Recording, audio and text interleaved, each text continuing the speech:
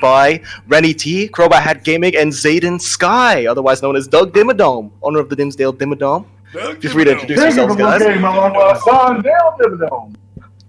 All right, Who so is the currently stream is Here live. to the Dimsdale portion. The stream is actually live on my channel now, so yeehaw! If you guys want to see the stream, that way you can actually know what the actual view looks like, because it'll actually you'll be able to see the damn tier list or whatnot. Oh, so they didn't get my intro? No, well, they did. It won the recording version of it, because the recording version of it will actually have the real stuff on there.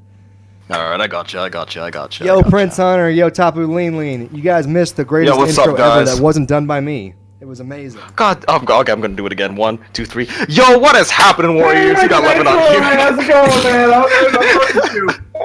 Yo, what is happening, Warriors? You got Levin on here, aka War for One Rennie, and I am back coming at you hardcore with another Pokemon draft format ranking list. Be sure to check out the other videos on my channel. That's Levin on, not War for 120 anymore, but we don't talk about that.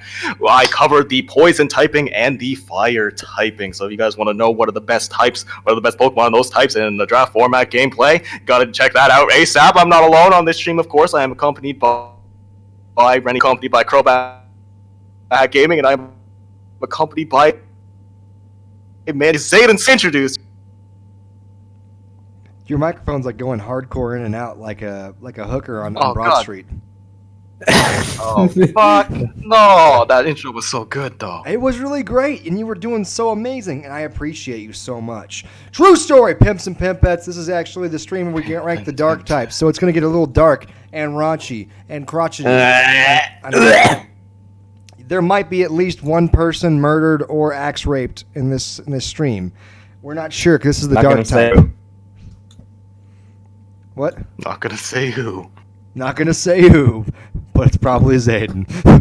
It's probably Zayden. At least he had his last meal before he went. He's talking about this big-ass steak. Oh, it was a delicious steak. I just think. The steak that you It's a stole. great The steak. steak that you stole. Alright. By the way, he will now... Hey, there's some stole and earned. In honor of Dark Type, we will be doing this extra interesting and extra raunchy. There will probably be at least one person axe murdered on the stream. It'll probably be Rennie T's cousin, young Zayden Sky. young Bobbert. Young Bobber, we don't I'm talk not- about that fucking idiot. Dude, Oh, this I'm not Rennie's. Whatever you cousin. right? He's my dad. Is your dad? Yeah, So then, Rennie's my dad. we have S, A, B, C, D, and F, and also the band tier. There's also the too cute tier. This is for anything that's not fully evolved, because there are some Yeah, dark types that are actually not fully evolved that are just too cute to get drafted, like Houndour. That would be Yeah, I feel you. that'd be some weak That's shit. Rigby. If you draft Houndour, you're probably going to get sour when you get pounded by the hour. Yeah. Yeah, it's real Houndour Power Hour featuring Mandingo. Mishra and Mandingo. For those of you guys who don't know, Serge Ibaka has a giant. This is a fucking giant caca. Oh my fucking Dude lord. has a freaking absolute meat mash. Yeah, put that motherfucker on the layout on the stream. Just put that as the background of the stream. What's on That the is stream? one dark type. That is a fucking dual type dark if I've ever seen That one. is a dark type. X4 weak to fairy only because it's scary. That actually rhymed. That was a good rhyme. Yeah, X4 weak to fighting. He's dark, so he has poor lighting. We'll see. We can all do it. Everybody join in. Join in. Fuck. Come on, Zayden, give it a shot. I give what a shot. Okay. You fucking idiot! Holy shit! So obviously we have the I don't understand what you guys are doing. Man, you're all fired. True story. Oh, thanks. You're welcome. I didn't Alrighty. know I was hired. So let's get started up in this biscuit head. Obviously, Darkrai and that's all are the two that are banned out of the entirety of Yeah, and Arceus Dark as well. Arceus Dark. But that No, What about Ash Greninja? That's not scary, listed. boy. Not listed on the board, believe it or not. Oh, okay. no.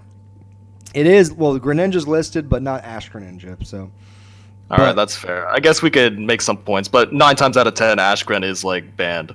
yeah, Right. Ash Gren. It's been a while, bros. It's been a while. Yeah, and Protean Greninja gets banned a lot in some leagues still. Some leagues that It's have older Protean. players like myself. Alright. It's protein, not protein. Oh, it's protein because I'll whenever give you you get my bone protein. You don't have to say this stuff. I'll give you some. My God, posters. people I coming here don't for a have- legitimate competitive analysis. I know. I And we just don't have to just say give them it. shit. We'll talk. do the competitive analysis. How to pronounce this one name. So we're going to start off by establishing the poop of the poop tier because dark types are pretty interesting. Remember, this is not based on where they are in the draft board as far as like what tier they are. It's about what they give to your team in comparison to what they cost you to draft them. So, for instance, a Pokemon that's at a lower point in the draft board might be a better pick to get simply because of the fact that it's not a Pokemon that's going to cost you 444 points to get it. You know? Exactly. Like if Mega Absol wasn't a Mega, maybe you'd be an A or S tier. But because Mega Absol costs you your Mega slot and doesn't really add very much and is still pretty one-dimensional, Gotcha. you know? Mega Titar is usually more expensive than say Mega Houndoom, but Mega Houndoom is like gives you more points. Exactly. And Mega Houndoom is low-tier fire, you know? Real shit. Only on Tuesday. We're going to start off by throwing Mighty Yenna, a.k.a. the Dirty Dog. The fucking worst mon, aka Verlicify. We're going to throw Zoroark in the garbage tier, a.k.a. the Verlicify tier. No, I'm just kidding. Zoroark, that's a little too soon. But, you know, he does... No, that's a fucking Lycanroc right there. That's Verlis. Hey, Mighty Yenna is S tier level. Do not insult my intimidating and Moxie dog. Moxie dog! Man, it does get Moxie. I think that means we, and this might be a little rash, we should put it in S. We're putting Mighty Yenna in S tier. Let's do it. Mighty Yenna's in S tier, boys and girls. So we're looking at all the shitmons in the dark type category. Let's see, what else is terrible? Cacturn is pretty fucking forgettable. Shiftry kind of sucks. On a scale of 1 to Most sucks. of the What about grass dark Scrafty? type suck, dick. Yeah, No, Scrafty. Scrafty is I haven't good. seen him drafted yet. Scrafty's really good, I actually. mean, yeah, with Shedskin, and Dragon Dance. And Dragon Dance. Yeah. Yeah. With Shedskin Dragon I'm- Dance, I'd put it in probably a B tier because it also usually does not cost very much to draft it, and so it's one of those that can low key become a pretty formidable beast killer when it once it Yeah, gets I going. agree. It is quite versatile in what it can do. It's bulky, It can has run bulk numerous up, setup too. options, and bulk up Dragon Dance as well. Something like bulk up plus rest with taking advantage of Shed Skin, Intimidate, obviously. It has 3 fantastic abilities that any Pokemon would love to have, making it very versatile in that regard. I almost drafted him over Infernape, honestly. Alright, people don't know what you're talking about when you say that on the So, stream. I'm going to go into Sneasel next. Sneasel's actually Sneasel. an interesting Pokemon. Yeah. So the reason why I like to establish a baseline for what is value. So Sneasel's actually usually a low tier or low point Pokemon, but because it's an Eviolite rocker and has priority access, multiple priority accesses, and has knockoff, and actually can do some pretty interesting stuff. I mean, it's usually a Pokemon that goes undrafted unless somebody's really wanting to get a low tier or low pick Ice type. What do you got on this bad boy? Yeah, I agree pretty much with everything that you said. If I'm looking for some low-tier mons that offer excellent speed control, not just through the priority, but through a very good natural speed stat of 115, I do look to Sneasel. It does get overlooked because it is an NFE Pokemon, but I do like this mon quite a bit. Don't really have much to say about it, though. Like, I can do some stuff like... I'm sorry to cut you off. I was just wondering, would you consider Sneasel with Eviolite almost equal to Weevil? Oh, No. fucking No. never. Not in any world. Like, No. Weavile is so much better because it has better attack, but it's just like, it's always like pretty high in terms of points, and I almost never take it just because I personally prefer to take like bulky mons that can also hit hard in the higher ups, and having Sneasel being able to hit somewhat hard, even though it's pretty shit, just that fantastic stab combination really makes up for its lackluster attack stat. Like Weevile's an So I awesome guess the Pokemon. reason I was Weevile's an awesome asking, Pokemon, but it's the a reason I glass was cannon. asking is because in some, I've seen in some draft leagues that people will actually opt for Sneasel over Weevil.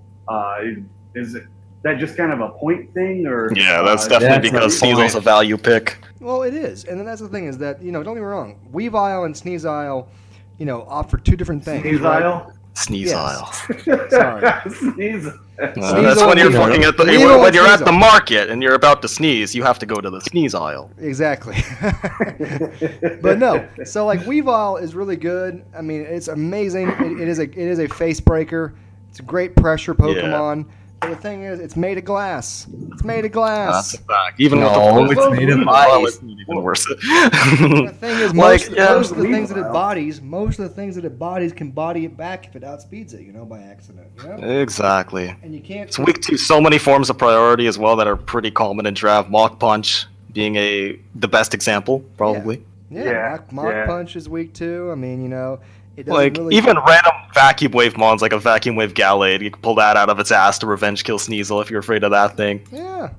I mean, it doesn't have natural bulk to deal with like a low punny quick attack or whatever. I mean, it's Yeah. just- All right. So my last question about Weevil and Sneasel is: would it be worth it to save points and get Sneasel, or does Weevil have an edge up on Weevil despite the? Does Weevil have an edge up on Sneasel despite? Just a little bit more attack. Here's I mean, the thing they is both that have ice I shards, personally both see hit really Sneasel. hard. I know what you're talking about, and I see personally Weevil as a tier A dark type, and I see Sneasel as a tier D. What do you Yeah, guys I think? feel that. I feel Because- that. Weavile is just so incredible at what it does. Like, the fact that Sneasel is only picked because people want something like a Weavile is just a testament to how good Weavile is in itself, that its role is almost, like, unable to be replicated. There's nothing that has an offensive typing that good, that's that fast. Access to pursuit, access to priority. It's such a consistent Pokemon. Like, even if it's frail, it's something you have to draft around if you're going to be spending that much in terms of points on it, I feel. And it has great But- coverage. It can be a great Z user because, again, it has natural speed, so it doesn't require an actual item. We like to use items to make it more powerful, but it can be a great Z user because it has access to poison moves, dark moves, fighting moves, ice moves. Yeah. So- See Dig. Take Yeah. motherfuckers to I guess- Browntown.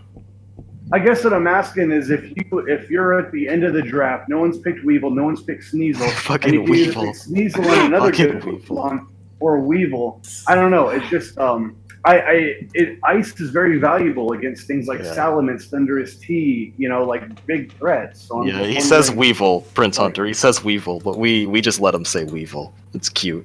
Is it? Do you guys say Weavile? Yeah. Yes. I mean, We're normal. that's why I was So we saying say Sneasel. That's why I was saying. Sneasel. Yeah, I go to the I said Sneasel. But if Sneasel and you Weevil. want to weave a basket, you go to the Weavile. All right. I'm just asking. I guess are those two just kind of gimmick Pokemon? Like you should only pick if there's a lot of people with a bunch of times 4, like Dragonite, Salamence, Zygarde. shit No, like I that? wouldn't say that. I wouldn't say that ever. It's a really, really great Pokemon who offers a lot of value to the team, to what you're trying to do. The biggest thing, in my opinion, is that when it comes to those Mons, right? They do so much for you. They really do. They do so much for you as far as Pow Pow goes. Yeah, like spamming knockoff goes a long, long way. Yeah, not as much anymore because of the. They keep on adding new things in there or whatnot. To block Yeah. those. That you can't knock off. Like 2 out of the 4 Pokemon you face can't be knocked off anymore. Well, exactly, and that's actually why I started using Z moves. Is not because I actually like Z moves, but because I just want to have one more knockoff defense. That may sound stupid to say it like that. But that's literally why I started using Z moves. I get Oh it. no, that sounds perfect to me. And now I'm Yeah. scared about fucking Dynamax because I feel like Dynamax is gonna be a third non-knockoff user. I mean, God. I'm it's so just fucking gonna be pissed about trash. Dynamax. It's going to I'm be. so I thought it pissed was about cool when I goddamn first saw Dynamax. it. Yeah, thought it once was they cool pretty when I much first confirmed saw it's it. gonna be like something that you could use in every battle. Holy shit, get me off the fucking train right now. I'm a little. Yeah, Exactly. I'm already. Hey bashing on man, the free roam trash. Pokemon game, in game's gonna be better than ever. You gotta look at the positives. Gotta look at the positives. What positives? You know, all the positives. What was it? I saw a Twitter post. They're like, we didn't like Z moves, so they gave us 3 Z moves. And that's 2 Pokemon. Yeah, I agree about Weavile being in tier 1 is something that I would look over as well. Just reading the chat right now. Like tier 2, I'd be way more likely to go for it. Like I feel like there's way better mons in tier 1 that like are more splashable, that complete a draft more so than Weavile. Well, because at the end of the day, you want a Pokemon that can be a face breaker as well as take a punch. And Weevil can't take a punch. Let's be honest. Weevil can't take a punch. Okay. Weavile's more of a cleanup. He's more of Yeah. a cleanup Pokemon. Yeah, and that's the Yeah. thing is that you got him. He's not gonna be he's not gonna be your Weevil. Weevil sits on a team for minuscule number of turns. Minuscule number of turns. Yeah. And that's why The problem is making those few turns count, though, because Weevil can do some shit. he can, but it's because of those few turns not being actually, available to you the whole entire time that I don't actually ever draft him. Does that make sense? Well, Yeah. since we're talking about dark types, Weevil reminds me a lot of another dark type, and that's Bisharp. Bisharp.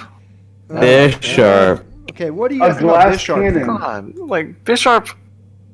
I Bisharp's always a think good it's just boy. like fucking bad. I just do not like it. It's always ranked relatively highly and it always gets overlooked. I rarely ever see people pick this Pokemon because it's in like that awkward no man's land where if you put it a little less in terms of point value or tier value, then everyone's gonna take it off the bat. But it usually sits in tier 2 and is like never touched. From my personal experience at least. That's how Not I that it's a always see it. bad Pokemon in a vacuum. It has so many like things that are so beneficial for a team, like rocks.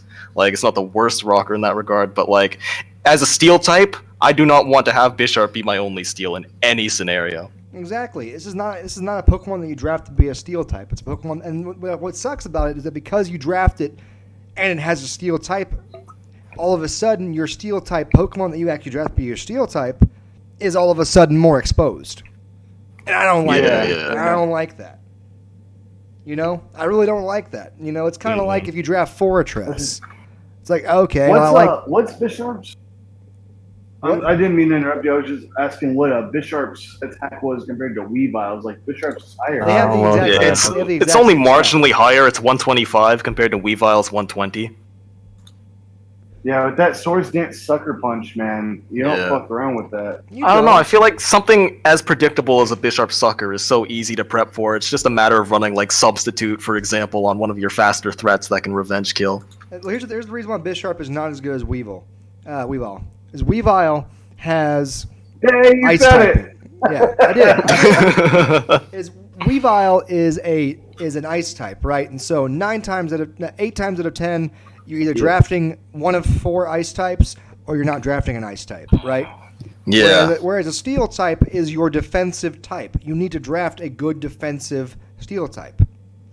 Exactly. And so by exposing yourself to having Bisharp on your team, you are mitigating and hurting yourself by having your one of your defensive Pokemon be drafted alongside it, and all of a sudden you have an exposed weakness on your team, right? Making it easier to prep against. Yeah. Bisharp's always one of those steel types. If I were forced to pick it, I'd want a secondary low-tier bulky steel, say Registeel or Bronzong, in the back alongside it. Like comparable to like Excadrill, I feel the same way about that, because Excadrill, even though it's a fine steel by itself, I like to back that up with a secondary steel. But Excadrill is actually good. Excadrill offers way more consistent speed control, assuming you draft it alongside a Sand Setter, like Hippowdon, T-Tar. It offers it's more consistent rocker because of Mold Breaker, stuff like that. Exactly. And I don't know, Bisharp just never sit right with me. And that's why Bisharp I put in the B tier. Yeah. Weavile I put in the A tier. I feel weird putting a Pokemon I would never draft or very rarely ever draft in the A tier, but he's that good. Yeah. He might honestly So I be hate the to best dark type. Like, what else is there that's close? Like Mega Sableye and stuff like Mega that. Sableye is obviously S tier in my opinion. Let's go on to that topic right now. Let's go ahead and get that bad boy out of the way. That's a scary boy. I was thinking about doing Hoopa Unbound next, but yeah, Sableye is a fucking. Yeah, I'm forgetting about all these like, dark he's types. an Like, both of enigma. those are He's an probably better. enigma.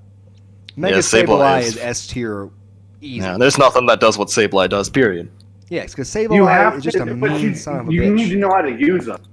You need to know how to use the Sableye in draft format, or it's just going to be fucking dead weight holding you back. Well, one of the things you have to do with Sableye is you have to lead off bat Sableye and Mega Evolve him turn 1. I personally believe that. That's your only thing you're locked into doing. And the reason why is because you want to have that Magic Bounce active on your roster. Yeah. Correct? Yeah, there's nothing worse than Yeah, having I agree. rocks Like, the incoming same and mentality you're- applies to OU. You want to Mega Evolve your Sableye, typically turn 1. Like, lots of people... Like, I know the standard Sableye is Protect, just so you can get off that Mega Evolution safely, even versus Fairy-type leads like Tapu Lele, stuff like that. Same mentality applies to draft format, most likely. I mean, I don't have too much experience in draft. But, like, yeah, you want Magic Bounce ASAP. Sableye's unique in its role in the fact that it's the only Magic Bounce mon that actually has bulk. Yeah. Other mons, Espeon, Diancie, Absol are terrible. Yeah. Sableye, it invalidates all passive hazard setters by itself, which is insanity. It forces mons like Garchomp, Lando T to not be bulky, not be their standard like Helmet, leftover sets, run something like Lumberry to combat Wisp with SD. Like, it forces so much counterplay just by being on your team. You don't even have to bring it, and you might have completely thrown over your opponent's strategy. Exactly. It's one of those Pokemon that is just so powerful on matchup. Plus, it also just ruins your day. I mean, when you start getting Will-O-Wisp in the face and you're trying your best to deal with it, and it's already at +2 on the Calm Mind Will-O-Wisp set, and you're just sitting there just shitting your pants, pissed off, because you can't do anything against Sableye. You know, and the best part is that Sableye... You got no aromatherapy or something. Yeah. Exactly. And so, like, Sableye is one of those great Pokemon that can not only do that, but it can also take on fairies if it needs to at certain situations. Keyword is certain situations. The point is that you have an amazing Pokemon in Mega Sableye that is one of those that very much can control your opponent's play style and ability to prep for you simply because of having it on your roster. Yep. That's all that needs to be said. That's really all that needs to be said. It's not really going to be deadweight in most situations. Even ones like Clefable, you can still pressure based on specific sets you want to bring on Sableye. Something like Snarl CM would be able to set up on a Clefable, for example, if you get lucky, avoid crits. Yeah. And not only that, but like also with Sableye, again, it's a ghost type, so you have the immunities. You know, you have the immunity to normal and fighting, which are awesome to have. You know, because it mitigates out one of the natural weaknesses of the dark type, which is going to be, of course, the fighting types. You know, and also in addition to that, you know, it's so, like I said, the only thing it locks you into doing is forcing you to Mega Evolve turn 1. That's all it really forces you to do. And again, you're not forced to do that, but you're really limiting you're mitigating your worth as a Sableye or Mega Sableye team if you're not Mega Evolving at first turn. Yeah. Right. But I've also seen a lot of people who just go straight to Sableye, try to Mega Evolve them, and they just get destroyed. Or other people who just they can't use it correctly, and they try to get in to try to bounce back some shit, and they just get hit with the Moonblast and they're gone. Yeah, don't go hard Sableye on Mega Diancie, even though, what if Diancie goes for Rocks here? Don't be a dumbass. No. Yeah. Just gotta play smart. Capital D dumbass. It just seems like Mega Sableye is very good if used right, very bad if used wrong. And on that note, I wanted to bring up Hoopa Unbound because I've heard so much shit about that Pokemon, like Scarf, No Scarf, Band, Light Orb, like he's times 4 weak to one of the most used bug type moves in the entire game. One U-turn and he's gone. How the hell do you use Hoopa Unbound correctly? You know, it just depends on the matchup, more or less, depending on what you're going up against. You're going up against fat shit, you take advantage of Life Orb, Z-Crystal Choice, Band Choice Specs. It's got one of the most spammable stabs in the game and dark. And then you got Hyperspace Fury, which is Click, which is incredible. But if your matchup against somebody who has like offensive threats, then you're mitigated to running a Scarf, which severely cripples Hoopa in most cases. It kind of sucks that it has to run Scarf in those types of matchups, but it's still fine. It's not the worst with a Scarf. Well, he's so easy to outspeed. He has like that mid-speed tier where like things slower than him can outspeed him, but if you're running max speed, you're still outsped by things that can one-hit KO him, and it's like, fuck, like as powerful as he is, his speed tier I think is crippling. Well, for instance, a Caterpie using Bug Bite can actually one-hit a Hoopa Unbound. What? Exactly. That's unfortunate.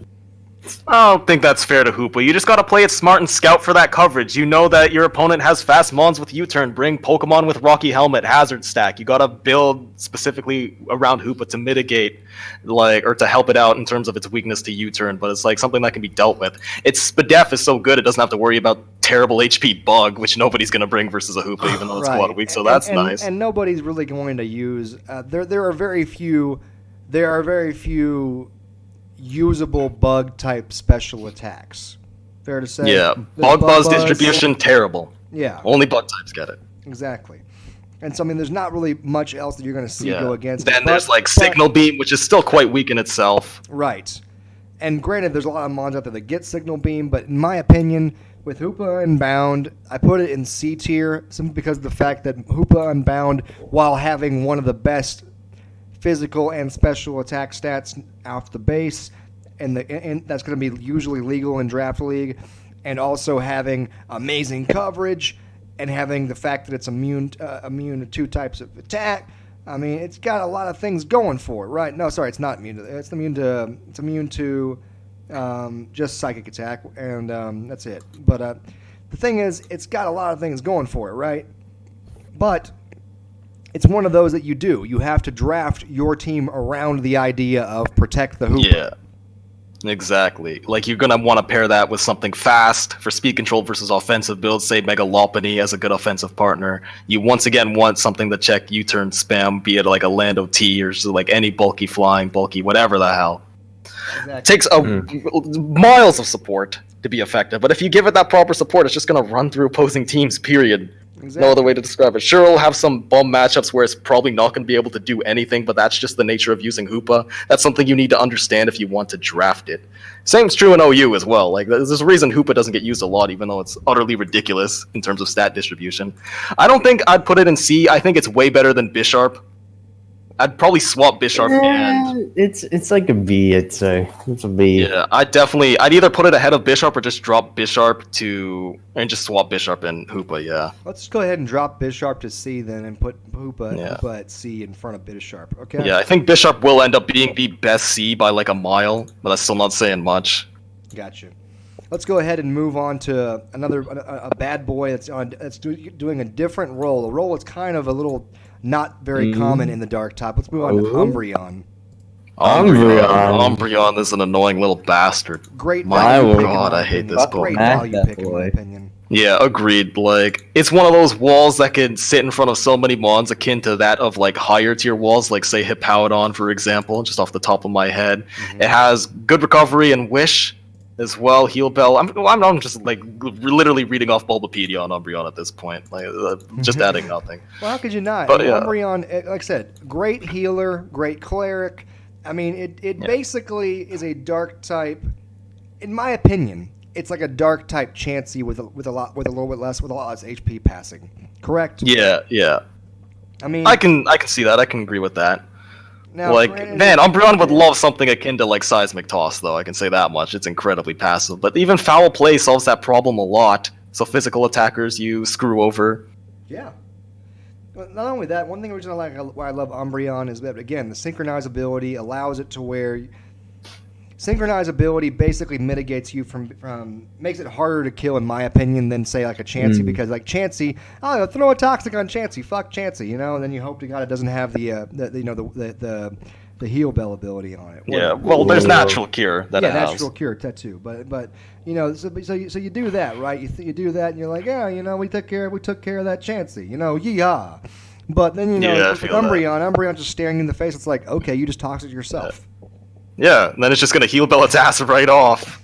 Not giving a shit. And then you're sitting there dying of your own poison. Well, You're like, yeah, you basically have to PP stall out of heal bells, and you're not gonna get that opportunity if you're a Pokemon that doesn't have recovery, like period. Yeah. That doesn't match up well versus Foul Play spam. Worst thing about Umbreon is that it's a one-trick pony, and that's not even that bad considering how good it is at the one thing it does. Sure, you have some other niche options you could run, like say like a faster set with Taunt if you want to stall break, or at least attempt to stall break. I don't know if I'd ever do that. You could run something like Curse plus Baton Pass if that's legal in your league as well.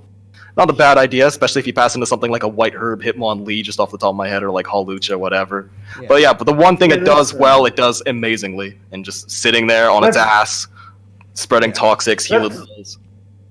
That's basically what I was going to say about Umbreon too, is like, it really only does one or two things, but those one or two things it does, it's fucking good at. So it's like, usually cheap. If you have to, if you have Umbreon on your team, you got to kind of take that into account and then build your team to counter the things that could counter it. And then just like, once you get a few of your opponent's Pokemon down that can deal with it, your Umbreon is just kind of going to sit there and do whatever the fuck it wants the whole time. Yeah, exactly. Yo, Caleb, I know Umbreon is great. That's why I hate it. That's all I gotta say. Me too. Me Yeah. too. And Moonlight is also yeah. a really good point. Like Moonlight is pretty cool if you don't want Wish and Protect. You free up a Moon slot, even a Moon slot, move slot. I Oh, remember moon slide. Slot. Personally, I remember put. I mean, I'm seeing from the chat Umbreon for B. I'm putting Umbreon in A. What do you guys think? That's an A. Come on. Yeah, man. I honestly hate this thing so fucking much. I don't want to give it that credit, but yeah, let's put it in A for now. Here's the thing. I'm right there with Rennie. It's like, fuck this thing, but yeah, it is really difficult to deal with. It's one of those Pokemon that you see on a draft board, right? You see it in a team's roster. You don't prep for it, And you're then just you like, get oh, beat here we because of fucking it. go. Yeah, exactly. Yeah, Umbreon, I could just easily get through that with my close combat, and then your close combatter dies, and you're like, I can't fucking deal with this thing Yeah, it's so easy to pair something with Umbreon that can check fighting types, be it a bulky poison, be it something like a Cresselia. I'm sure Levenant loves that core. Baby Umbreon girl. Grass. Baby girl. A Weevil can easily handle fighting type. Oh yeah, you just gotta run Sash Counter, bro. That's it. Now, sadly, Blood, I see you was talking about Ask Greninja. Because Ask Greninja is not on this list, it just shows you Greninja, and also because Ask Greninja is banned from a lot of leagues, we're not going to do Ask Greninja, sadly. But moving on, let's. Well, I'm actually. Well, what about what do you call it?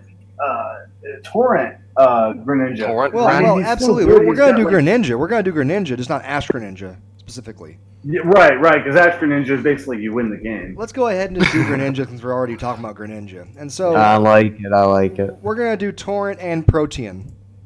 All right. Oh boy. I think Protein's an easy S. Well, because Protean, by the way, is Protean. I've been seeing not banned in quite a lot of leagues recently in the past couple months. Thank you for saying protein and not protein. Protein. Sorry. You gotta get your proteins, bro. You gotta understand, with me, if I mispronounce something, most of the time it's because I'm trying not to stutter about it, because I do stutter quite a bit. No, I'm saying you pronounced it right. It's Protean. Everybody says No, I'm saying you protein. pronounce it right. No, it's Weevil, not Weevil. It's Weevil. It's Pikachu. Pikachu. I like Pikachu. Pikachu. Hey, Protein. Get a little Pikachu. But Anyway, we're getting off topic. Greninja, first off, has a special attacking water priority move. The only one who has access to it, which is Water That's wrong. Shuriken. Excelgor has access to Water Shuriken. It does? Yeah, for Fuck. no fucking reason. God Why damn does it. it have access to water shuriken? I don't know, it's It's a pretty funny ninja. though. Boy. It's a ninja, bro. Well, okay, but what is Excelgor's oh my gosh, with 100 special attack, maybe I should draft this thing if it has water shuriken. Yeah. Oh my gosh, it does. Like, what is there to say about Protean Grad? There's a reason, like, a lot of leagues ban it. It's stupid good. It's just fantastic, man. It's a great It's Pokemon. unbeatable. Yeah. Every attack, Alright, like, due to the fact that it has access to spikes and T-spikes, it will never be dead weight just off of that alone. Like, Yeah. having those hazards are so good. You could always just like, I don't know what I'm gonna put on this last mon for my 6 Pokemon on my team. Just gonna throw Grant on there, spike that son of a bitch, put some random ass coverage moves for the opposing team, possibly break, Well, I possibly mean- clean up. Exactly. I mean, take out the spikes and toxic spikes too. You get stab on every fucking attack you make. That's insanely good. Yeah, and the ability to switch your weaknesses mid fight weakness switching. Yeah, bro. That's messed up. You can just randomly shadow sneak if you expect a return coming your way, just out of Right. nowhere. Right, and You can all of do a sudden, anything. your opponent's just like, "You son of a hooker!" Yeah, I'd probably put Protean Gren above Sableye, honestly. Well, Well, Like, I That's think a it's just big bet. way That's more. a big I bet. just think it's fucking god tier. that's why it's still banned in quite a few leagues. But you do still see it not banned in I've been seeing it not banned more frequently, but it's still banned in a lot of leagues. Absolutely. Yeah, that's- I never I mean, freaking knew it got Water Shuriken until last month. Yeah, Water Shuriken used to be bad in Gen 6 because it was physical, so nobody used it back then. Then they changed it to special, and See, when they changed it that's- to special, it I became a knew huge it. boost. When we got into Gen 7, I fucking kept thinking that it was physical, and then Yeah. you're the one who told me that it turned into specials. Like, whatever. But hey, everybody knows about Greninja. There's one dark Pokemon that I'm actually really curious about. Is Well, we still got to talk about Torrent, so we should save that for later. Yeah. Well, Torrent Greninja is like a B or C tier, maybe even Yeah. lower than that. yeah, I mean, that's like I want to run Greninja, but I have to run this ability Greninja. Right. And so that's why literally it's S tier if it's Protean, if it's C or D tier if it's Torrent. I would not put it in D. I honestly really like Greninja for the same reasons I like Protean, except it's just worse. Okay. Like, so still got C fine tier. coverage. I'm Like, feeling once it. again, it's not dead weight if it has spikes and T-spikes. Just having a hazard setter is so important, and having one as good as Greninja is like, you don't have to settle And for something also- like... Yeah, go ahead. Greninja is really hard to predict, just like Mew. It can have fucking anything. Like, you go into Greninja and it could have the standard Ice Beam, Surf, Dark Pulse, whatever, Spike. But it could also just be, and especially in Draft League, it could have fucking anything. You have no idea what to expect. Gunk Shot, Low Kick, like, it's everywhere. Well, and that's why Yeah, a these lot are of leagues. That's why a lot of leagues still ban it.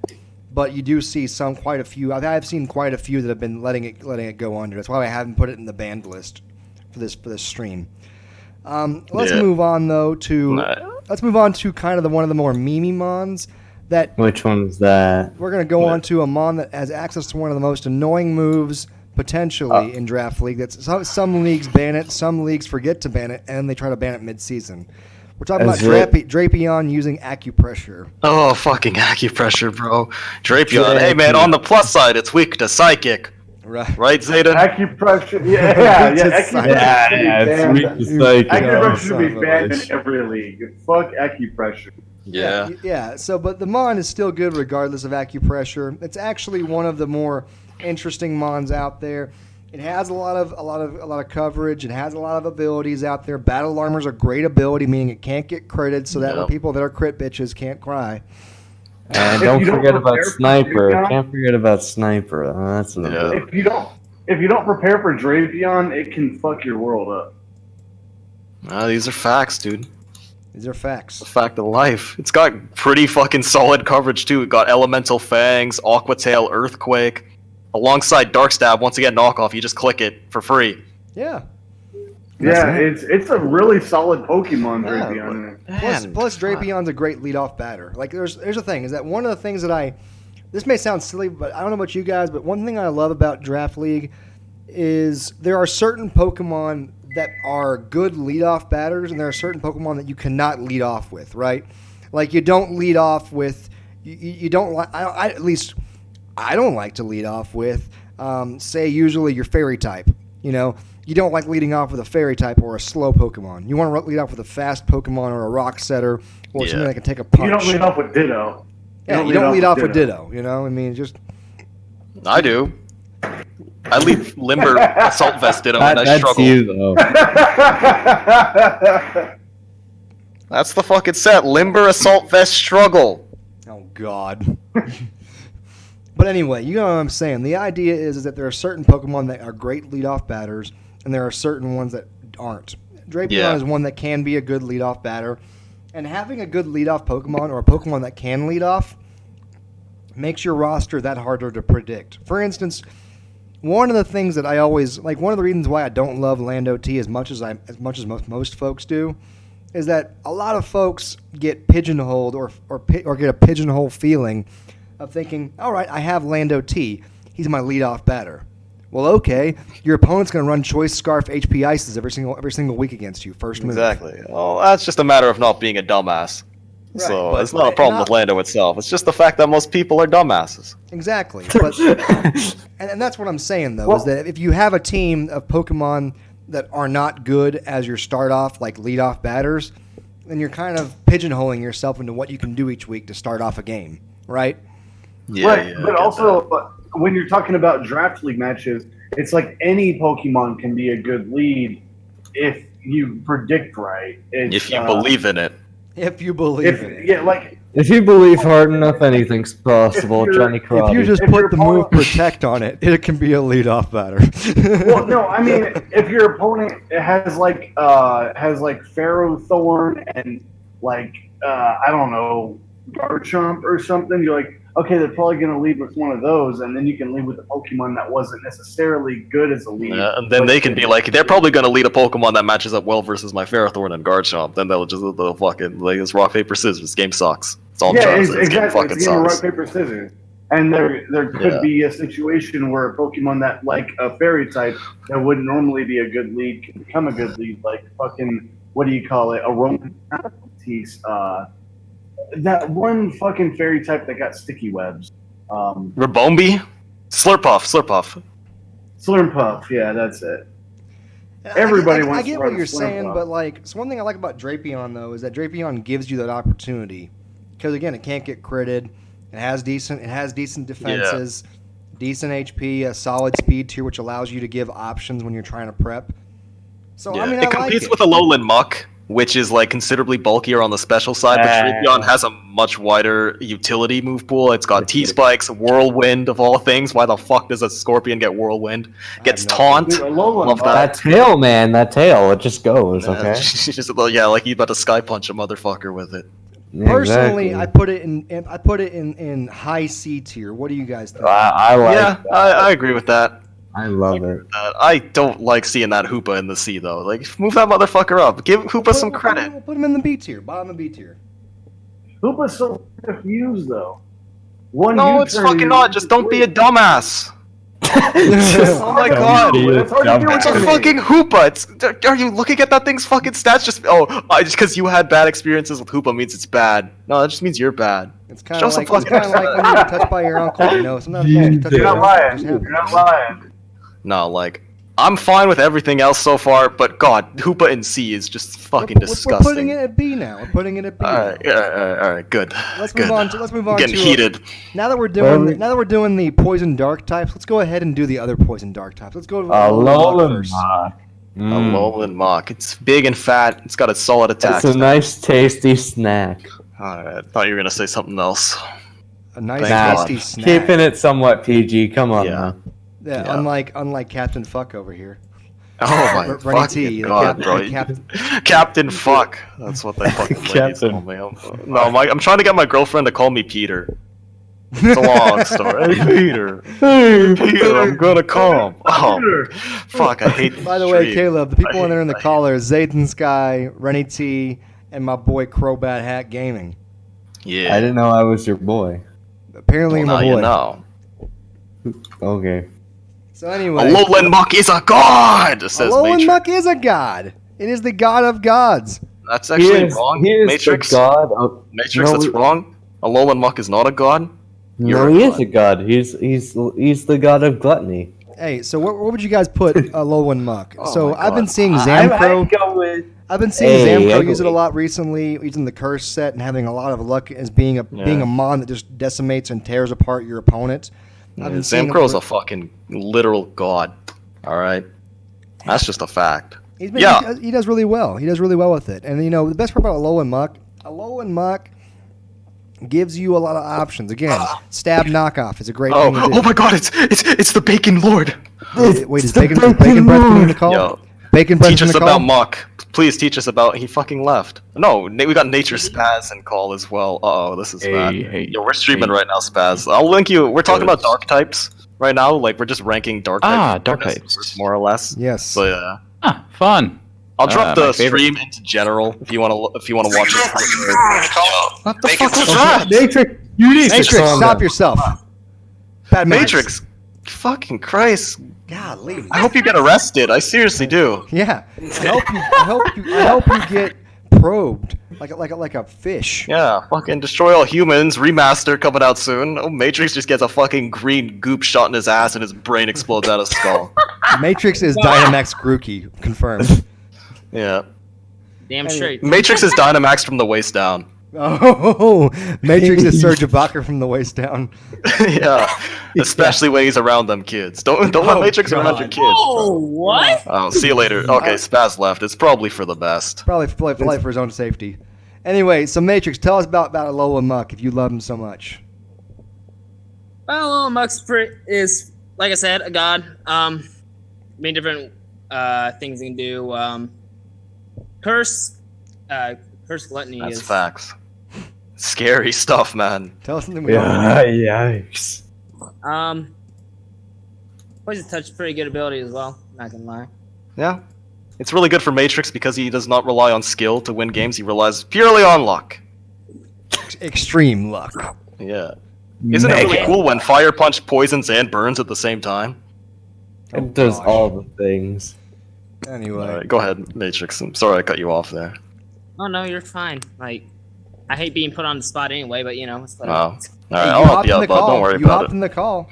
Yeah, I hate being put on the spot like this, man. Yeah, shit. Yeah, I know Matrix is he got his clammy hands looking up muck on Bubblepedia. Oh, what do I say? What do I say? shut up. Felicify style. He's reading off therapy. Got him. Got And then him. shit talking Joe Merrick on Twitter, even though you need him to keep your career stable. Here's the thing, guys. Alola Muck, I put it in Yeah. A tier. It's got a I great feel BST. it. Yeah. It has a 505 BST. Has really good HP. Has really good attack. Really good special defense. It just sits on you. It's hard to 2-hit KO. It's hard to 3-hit KO because of just what it does, which it just sits there and does ugly blob of goo things. A Yeah, tier even- for me. It's messed up. You even got cancerous options like Stockpile if you want to go that route with your muck. Yeah. Oh, see you later, Matrix. Why do you have to be like this? But it also has great coverage. Oh, wait, who left? I just assumed it's Matrix. No, it was Zayden. Doug Dimmadome. Okay, whatever. Doug Dimmadome, owner of the Yeah, Dimmadome. he looked at Muck. Muck looked a little too similar to him. Zane thought he was melting. Oh, is that what happened? Yeah. Okay, so let's move on from Alola Muck to the other poison dark type. Wait, there's another one. Oh wait, Yeah, no, there's it's the Skuntank. there's Fart Master. It Fart is- Master. It is bro. your president, to Donald call it that. Skuntank. Oh my god. Old Skuntank. He's my Old favorite. Donald Skuntank God. I'd hire him. With the stench. with the What stench. Stinky fuck. Yeah. Classic low value pick for somebody who went the whole draft without picking a dark type. It's like, oh god, what is left? Skuntank. And it's got defog. It just literally shits and farts away the rocks and the spikes. Pretty cool stuff. Yeah, you got unique options like Haze as well. It's like it fits like that bill of like these weird low tier quadrupeds. That's my fucking term for them. Quadrupeds that get play rough, like Dawn Fan, stuff Yeah. like Ursa Ring. So it's like it's got unique options in that regard, as well as Fire Blast and Flamethrower, which is really fantastic coverage. It honestly, really is because it helps you deal with like scissors, helps you Yeah. deal with the X4, the hard to kill steel yeah, the type. X4. Ferrothorns, the Escavaliers. Yes, the ones that just sit there and can cause you problems if you don't have a good hard hitting fire type move. It's got the same moves as the other guys, even though it's a tiny bit weaker than them. It's got Pursuit, so it can like troll stuff like Alakazam and whatnot. Obviously, barring like Miracle Eye and good prep in that regard. Same utility options in Taunt and Toxic, Roar, so it can phase, which sets it apart from Muck, which is really nice. The main thing that sets it apart from the other two is that defog, without a shadow of a doubt. Even if it's inconsistent in that role, it can defog versus specific setters like Clefable pretty well. Yes. And it's a I great, like and it it. does really good job for low tier. It can add a little bit of bulk to your team at the end of a draft if you just are like, I need one more pivot option or like low key pivot option. You know, it's one of those that can do a lot of things for you in the low tier. I can't put it above. I would feel odd if I put it above D tier though. I'm thinking D tier all the way. It's C tier. Bottom C I tier. wouldn't put it bottom C. I think it's better if we do that. I'd put Sneasel in C, but I don't know. So- Dark types are always consistently good. Like it's one of the best types, straight up. But I do not think it's better than Sneasel in any world. I'm putting it Like, below it's a good- Sneasel and Dark type. Yeah. All right. Mm. Like I'm putting it below Sneasel and D tier. Let's move on to. Oh crap! The two cute tiers just came back out of the pile because I accidentally clicked some buttons and I had to redo this real fast. Oh jeez. So let's pick up and do an NFE Pokemon. Let's do Murkrow. Murkrow. It's pretty unique. I do like prankster mons, even if they're terrible, like Murkrow. But you know, it's like that one niche that can do a lot of stuff that other prankster mons cannot. Murkrow actually appeared in VGC at a point. That's relevant to the video on draft format. Well, Absolutely. not on draft format, just that it had a niche at one point. It's not useless. I feel that. You're not useless. It's got big, beautiful prankster. No, feather I'm dance. useless. No, I'm Oh my useless. God. You don't have to fucking tell me. Okay. Okay. Like, I don't know. I think it's a super gimmicky pick, and it's just like once again, oh, I forgot a dark type. I guess I'll just get Murkrow. That's exactly what it is. It's a last ditch. Maybe this. Yeah, Pokemon you're in a points-based draft. You have 1 point left. Fuck it, Murkrow. Get a nice defogger in there. You can just throw it out. Prankster +1 priority fog. It does way more things than priority defog. I can't sell it as that. Like it has Prankster Haze, which is very impressive for a Pokemon. Nothing. I don't think anything else gets Prankster Haze, so that's pretty cool. And you know, it's helpful. It can be helpful if again you just forgot. You forgot what you forgot what to draft. If you just forgot what Exactly. Like you know your opponent has something that can abuse stored power, or just like a good CM mod in general, like say Reuniclus, and you need a dark type. Murkrow is not the worst. I've seen worse things out there. It's really close to being the worst, but it's not the worst. Thankfully, one of its saving graces that makes it actually halfway draftable, but still an F tier in my opinion, is the fact that it does have at least a halfway decent speed tier of 91. If it was like a 70 speed tier and still the same exact stats, it'd be one of those that I couldn't bring myself to ever see myself ever possibly getting pigeonholed and drafting it. But again, not the worst thing out there. But still, I believe that Cacturne, Mightyena... Would you pick it over Mightyena, or would you pick Mightyena before Murkrow? Oh, I'd definitely pick Murkrow just because of utility. Like, Mightyena, all it does is be a terrible offensive Pokemon. Mightyena is as predictable as fucking Ampharos. Mightyena is probably going to be the worst of the worst. Mightyena, I only see it being drafted if you're just making a meme Intimidate team. A Verlicify Tribute team. Yes. Who's a good boy? Who's a good boy? Okay. Holy shit, that's the shit that keeps Verlis up at night. Verlis is over in his room right now, just like wagging his tail right now. Oh my lord! Anyway, Don't give me that image. Speaking of tails, let's move on to one of the meanest mother truckers, who, if you've been watching my channel in the past month, has actually pigeonhole wrecked my booty. Oh, I want to know what this is. I feel like I know what it is. It's Is it Barney the dinosaur? Yeah, it's Crocodile. Barney the dinosaur. We're talking Crook? Talking big Crook? Crook has been dominating my ass recently. God, Crook is so Oh, good. I love you, you love me. Like, stop it! You sound too much like the original. I know, right? With a great big hug and a kiss from me to you. Won't you say you love me too? Yeah, that's all we gotta say. Crocodile, easy S. On to the next. No, just kidding. No, don't even put it in S. No, seriously. It offers love, but that's all right. Go ahead, Levin. On. No, seriously, because I mean, first off, you can do the band, you can do the life orb, you can do everything with it. I mean, it has a great natural speed tier at 92. It has the ability to get in your face. It has the ability to intimidate. It has the ability to do moxie. You can be stupid and do anger point if you're really on crack cocaine. Yeah, that's the Matrix strat right there, because Matrix is just naturally angry all the time. Just exactly. To start off. Oh, you're still in the call? Yeah, so you can't bash him. Didn't even fucking realize. But I really do feel like Crocodile is an S tier because of the fact that Crocodile has Pow Pow, has Stab Knockoff, can go. Yeah, can all right. in there. I just remembered what you said. Just because, oh my god, people mute your fucking mics. When you're like sneezing. it's not hard. All right, yeah, like I just reminded myself of what you said earlier. Just because it's not a better mon in a vacuum compared to Weavile, that doesn't mean it's not a better mon in terms of draft as a collective. And holy fuck! I tried to mute, but I couldn't find the mute button in time. But yeah, I honestly, even though I said it in jest earlier, I'm not against putting Crook in S. Like at worst, I put it at the top of A. Like for what it's worth, it's incredible. Like if you don't get a good ground type early, like say a Lando T or something, like a Garchomp, a Zygarde, Crook is like your next best bet 9 times out of 10, and in most cases, it might even be better than the aforementioned ground type. Because it's cheaper. That's the thing. Exactly, exactly, and it still offers fantastic defensive and offensive utility. Right, and it's an offensive ground type. That's what I like about it, with Intimidate.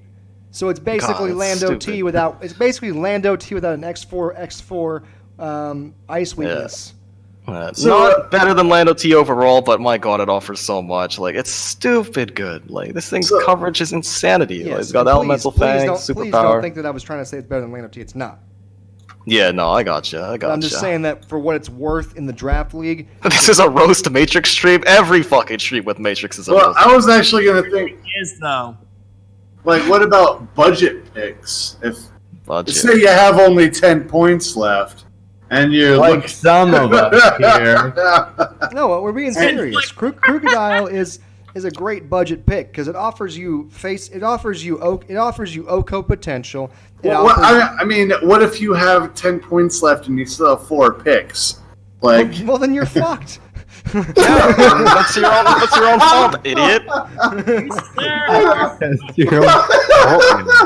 talking about like We're fucked. really budget picks. Yeah, really, but we just talked about fucking Murkrow. Like, dude, that 92 speed tier is so great, it just trolls Lando. It trolls the legendary Murkrow at 91. Oh my god. The And just being able to get the legendary jump on Murkrow. base 90s, like Roserade, Moltres, random stuff like that. What if you're like an idiot, like fucking that Zayden Sky guy? What Yeah, a like, fuck. And, yeah, like, what if imagine you're so stupid you say Weevil instead of Weavile, for I example. know, right?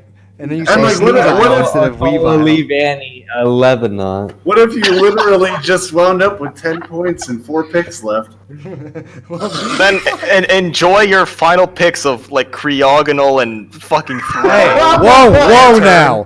You do not hate on Creogonal. No, Creogonal's my favorite budget pick, dude. It is the I best watch your budget pick videos ever. level. He's I the see final Creogonal. boss. I see and that, Creogonal on a lot and that Gen 7 buff on Creogonal was huge. Yeah, that lets it tank shit like fucking Bandit Aquajet from Azu. Seriously. It's awesome. And anyway, Like that 15 points goes a long way when you're going from 35 to 50. it is a huge buff, and also the HP buff as well. But anyway, moving on, let's go to Liepard. Oh, Liepard. Liepard. The fucking cunt. Fake out. Sorry. I Time. can't say- No, if you run fake out on this Pokemon, you're a Dumbo. That's some Zayden Sky shit right there. So here's the thing about Liepard. Liepard it has 3 really good abilities, but it becomes one of those where you're like, yeah, I can't use any of them. Yeah, you only use Prankster. Like, I guess if I'm running like an offensive Liepard, which isn't the worst option. Once again, Dark, very good stab. I would run Limber. Unburden, I'd like fucking never use unless I wanted to like revenge kill Hawlucha or something. Can it even? Like, yeah, it has play rough, I guess, if you get it low. I don't fucking know. Run like Sash. It's just theory modding garbage right now. Let's stop that. You'd Prankster T-Wave the fucking Hawlucha. I'm a dumbass. Here's the thing. All Here's the thing about Liepard that I like. I mean, and granted, it's got the good speed tier of 106. If it had 105, I would see it as less valuable. But I guess as a 106, you get above those 105s, right? Yeah, jumps like Mega Pinsir and whatnot. I got it. But Mega Pinsir is quick attack, so that's a different story. But yeah, Yeah, but you got Prankster, pal. Exactly, You, so- you fucking encore that bitch in SD or something. I don't know. exactly. In Power Rock his ass and have Oh, enough defense God. investment to tank +2 quick attack. There you go. That's some Matrix tier innovation. Oh Diamonds. God. But Liepard again. You know, with Limber again, you can if you're running it offensive, you can do like a choice banded whatever Yeah. Liepard, which would be so weird. to Banded see. knock, banded U-turn, stuff Yeah. like that. It's like, Stuff like that, got and then, options. and then not be paralyzed. But with Prankster, you get again priority access, which is very helpful. And then basically with that, you know, you have a lot of different things available. It barely costs anything, but its defenses are so trash that it gets O-code by pretty much anything. Yeah, that's the sad truth. Like, I guess you could try to do something with Liepard's terrible bulk if you opted for something like a Prankster Charm set to troll physical attackers that don't hit you for super effective. Stuff like that, but yeah, that's a fucking stretch if you want to do that. That's a stretch of a stretch. I mean, honestly, I could see it having value, right? And I Yeah. definitely put it above the F tier of like, what the Mexico were you thinking? Like, Yeah. If you draft one of the F tiers, it's like, hey, congratulations. Yeah, you're like getting I've last used place in your Liepard before. I like the prospect of Prankster T-Wave. Of course, I picked this when T-Wave was 100% accurate, like a normal person. And it's still got some unique options in the back, like something like Prankster Trick with like a lagging tail if you want to be that dude who does that. Or like a choice item, like Yawn is solid. Like you could set up Prankster Sunny Day as well, and Rain Dance, it does get weather moves, so like in a pinch, you could support something that could abuse weather. I don't know. I put it. I In, don't know, it's I, put, pretty I, put ass. it I put it in D tier. D tier fair. Yeah, I'd say it's the worst thing in D by a The worst stretch. thing in D so far. Yeah, that's true. Let's move on to another niche, kind of weird, kind of mon that low key could be really fun if you built an entire team around it to make it work. Ooh. But not really one that you would want to draft with the purpose of running it as your psychic or your dark type. We're talking about Malamar, a contrary Pokemon. Oh my god, it's just another one of those fucking shitmons with a bad gimmick that I hate. Like, my lord, I'm talking mad shit about Malamar right now. If anyone's gonna catch feelings, then my DMs are wide the fuck open. Yeah, I'll be willing to debate Malamar's Malamar. a wacky Pokemon because of, again, the contrary ability, which, can make it have some fun. It has its niche move, to where you can, basically if you use superpower, all of a sudden you make yourself stronger, and you're like, oh my god, I'm stronger, but that's cool and all. That's cool and all. But the thing is that it also, of course, has its own unique ability and moves. But it's just so niche-y. It's just a terrible Pokemon, even with contrary superpowers. Sure, that's like a cool thing you can have, but like that's all it has going for it. It offers literally nothing else in return. Sure, it has some cool status moves like Topsy Turvy, which nothing else gets, which is an incredible fucking move, but Game Freak hates us, so they're not going to increase distribution on it.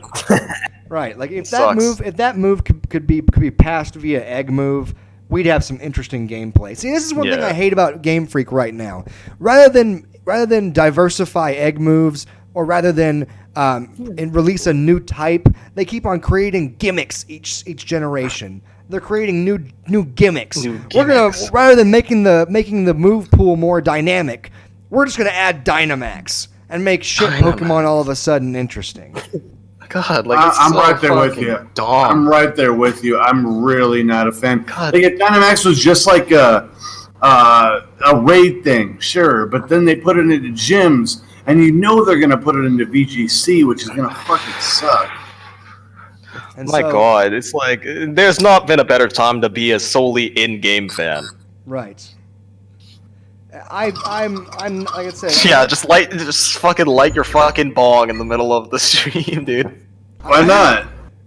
Here's my thing. I feel like I really do hope that for League play for Gen 8, we ban Dynamax as a whole for League community. I really do. Yeah, hope we just do that. me too. Me too. Depending on Based how off it of ends what up, I'm though, seeing right now, based off of what I'm seeing right now off the trailer, I want it banned from League play. Yeah. You pretty much get 3 turns of Z moves, man. Fuck that. I'm really not interested in Dynamax being involved in competitive play at all. I do not want it in competitive play.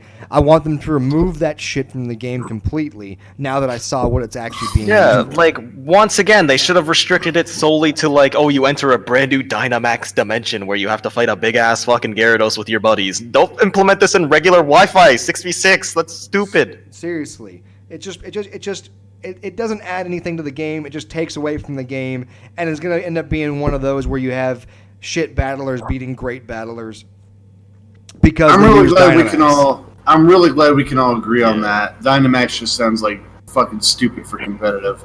In fact, we're making a video after this saying "fuck Dynamax." Okay. Fuck Dynamax. All talking shit. All right, Okay. one more thing about Malamar gets Trick Room, and that's it for Malamar. I'm never looking at this Pokemon ever again in my life. Straight to F tier. Malamar is dangerous if you don't prepare for it, but it's so easy to prepare for. It's stupid. What do you guys think? F tier, top of F tier. Shit, I'd probably put it behind Murkrow. If we're being real. Really? Oh no, I'd totally put Malamar ahead of that. Oh, Murkrow actually offers things in matchups. Once again, I'd put it in the same boat as Mighty Anna, except a tiny bit better. It's just a Pokemon that has an offensive niche and nothing else. At least Murkrow can like prank. Okay, Malamar is like that fucking sun. But Malamar's weak to one of the most spammable bug moves in YouTube. Oh god, whoever said that sounds like a fucking idiot. Malamar gets O-code by Caterpie. Yeah. Who is the goddamn star rock flying Pokemon? Minior? Minior. Yeah, Minior is almost exactly like that other Pokemon. Like, Dude, fucking you need to Minior. get lucky to use them. Dude, fucking Minior, did you see what Deebs did with his Minior in his one league? He fucking Nothing. ran fucking weakness policy rock polish. It's like That's literally like I said, Smash, but that's- fucking retarded. That's not the worst thing in the world if he has No, sturdy. it's fucking terrible. It doesn't get sturdy. Let's move on to a And big even if it bad had boy. sturdy, why wouldn't you just run fucking White Herb Shell Smash and actually control when you get your special attack boost and your attack boost? All right, we're getting way Jensen, off. no. Jensen Gentiles. Let's You move on convinced to me. another one of our megas in the dark pool, the Mega Tyranitar. Mega T-Tar? Okay, people will fucking rag on it because of the 4x weakness, which is of course really shitty in draft. Especially, like, for example, something like a Zapdos could run like fucking Fightinium Z Rock Smash, and then a Pokemon that is supposed to counter Zapdos doesn't anymore. I have a big boner for T-Tar, though I love That's it. a big reason why Z moves really changed the game, and so I was okay with Z moves. I didn't like them at first. They're interesting and they changed the game, but they at least served a purpose, right? By turning the meta upside down. And, you know, I love Mega T-Tar for what it does. Again, I don't like that it has a 4x weakness to a priority move. Right, Yeah, right. that's rough. Not But a good what we're- Dragon Dance mon in that regard. I hate to interrupt you. I'm just, as a, not a very experienced player, I'm wondering why even run Mega Tyranitar? Is there a reason over regular Tyranitar? Mainly for if you're wanting to use a sand team or get a high BST team. If you want a high BST team or a sand team, because when I say BST, I'm talking about base stat totals. There are some Right. players out there who build their draft with the intention of picking a high BST. Now, That sounds dumb. it is not. No, it's not. It's not 100% dumb, but it is some value to it. Mega T-Tar has Right. a very high BST. Yeah, high number equal good. Yeah, like, anyway, but go on about Mega Tyranitar. So it's also if you're going to build a sand team, if you're wanting to go like Oh, God, this is God, I'm sorry. no, it's okay. It just came up. Anyway, go ahead. Now, and don't get me wrong, it has a Dragon Dance, so it can mitigate out its speed tier pretty effectively. You know, the biggest thing about it is that it brings the sand, right? So if you're building a Yeah, sand yeah. team, it's worthwhile. Exactly. Just look at Crobat Gaming right now, bro. He's got a Excadrill Mega T-Tar. We're all gonna have to bend over for Crobat. Yo, I gotta go off. I gotta go off call real quick. All right, that's Okay, cool. Well, that's cool. But there's the thing is Yeah, that- we still got Matrix in case anybody forgot. But here's the thing, though, is that Mega T-Tar as a mon for a draft team, unless you're Sableye. going to get like, Oh, we got Colin in the call now. unless Hell you're getting, yeah. unless you're getting a What? bunch of individual things, Oh, Colin, I don't you're see making Mega little T-Tar as points. being a great draft league Pokemon. Yeah, exactly. Why take Mega T-Tar when there's a bunch of other Megas that do something completely different when T-Tar is so comparable to regular Tyranitar? Like, the added bulk is a very nice plus. Fun fact for those of you that don't follow, like, OU and stuff, Mega T-Tar is ranked higher than regular T-Tar in the VR. Because of Exactly. that bulk, it's a more consistent rocker because of that bulk, and it's got a ridiculously high attack stat as well. Right. It's a powerful ass mon, but like once again, is that enough to separate itself from standard ass Tyranitar? Is that No. enough to separate itself from any other Mega? No. No. You know, if they were nice to it and gave it Accelerock, then all of a sudden it'd be fun. But it's not. Oh my, Oh my God, that would Could be you filthy. imagine T-Tar with Accelerock? Might Game be Freak, busted. please. Game Yeah. Freak, please. But as it That'd be sits great. right now, I'm thinking bottom of C tier. What do you think? Yeah, like I don't see myself picking this thing unless I have the opportunity to do so. I would not take this thing unless I paired it with an Excadrill. That's like the only time. I've In my never picked this opinion- thing in because my I wanted opinion, the it doesn't T-Tar. get. In my opinion, it wouldn't even get picked unless you have like a 20+ team league, where you're. Hey man, Crobat's right here. Don't talk shit about Crobat in this pick. I'm sorry, Crobat. I'm Yeah, not bashing. I fucking love Mega T-Tar. Like, if you get this thing with the right support, like light screen and reflect. It's okay. I'm a Jew. It's But you have to build your whole team with it in mind. Yeah, that's true. That does And hold it back. plus, its ability can hurt half of your team. See, like, you can always prep around that. Like, I don't think that's a big deal. It's just like 116. Like, run lefties if you're that afraid of it. I don't think that's a big deal. I always thought that was a weak argument for why you shouldn't draft sand setters or like something like a Balma Snow. Well, there's a lot of shitty things about a Balma Snow, but whatever. You get what I mean. Well, let's move on to the other two megas then. We have our other three megas actually. Let's do Mega Sharpedo first. Now, I'm with Mega feeling it. Sharpedo, This is one of those mons that, in my opinion, the question of its worth depends on whether it's now. A lot of leagues recently in this generation have been allowing non-first turn megas. So the question is does your league? Its worth, in my opinion, depends on whether or not your league allows non-first turn megas or not. I've thought that is like a very debatable thing. Like I've always thought you shouldn't have to first turn your megas.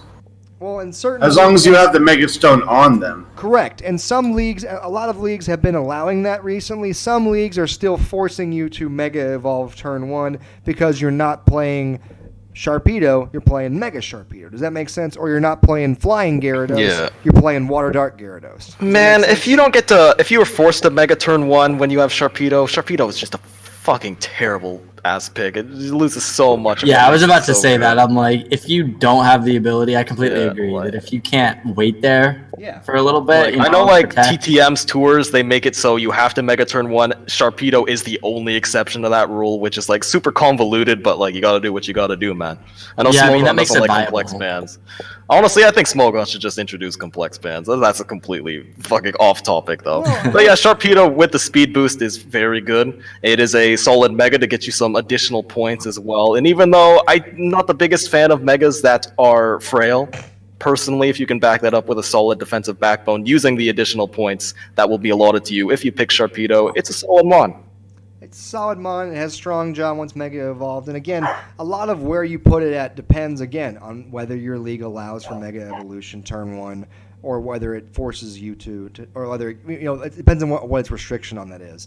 Mega Sharpedo, though, I feel like because we're seeing a lot of leagues that are not requiring that, we're going to go ahead and mark it as if we're not requiring that. So if we're not requiring it, I'm putting it in bottom of tier A. What do you guys say about that? Bottom of tier A, I think that's a little high. Like, I personally would prefer any other Mega but Sharpedo if I could help it. Like, I don't know. That's fair to say that. Maybe I'm just criticizing it. Maybe I'm a little too hard on it. It is pretty good at what it does, like a solid cleaner. It is, even if you don't manage to get the speed boost in time or enough speed boost, it still hits damn hard, and it's still got a great speed tier for what it's worth. Right. Then let's go ahead and put it in the top of tier B. Is that fair to say? Yeah, I'm all right with top of B. Let's move on to Mega Absol.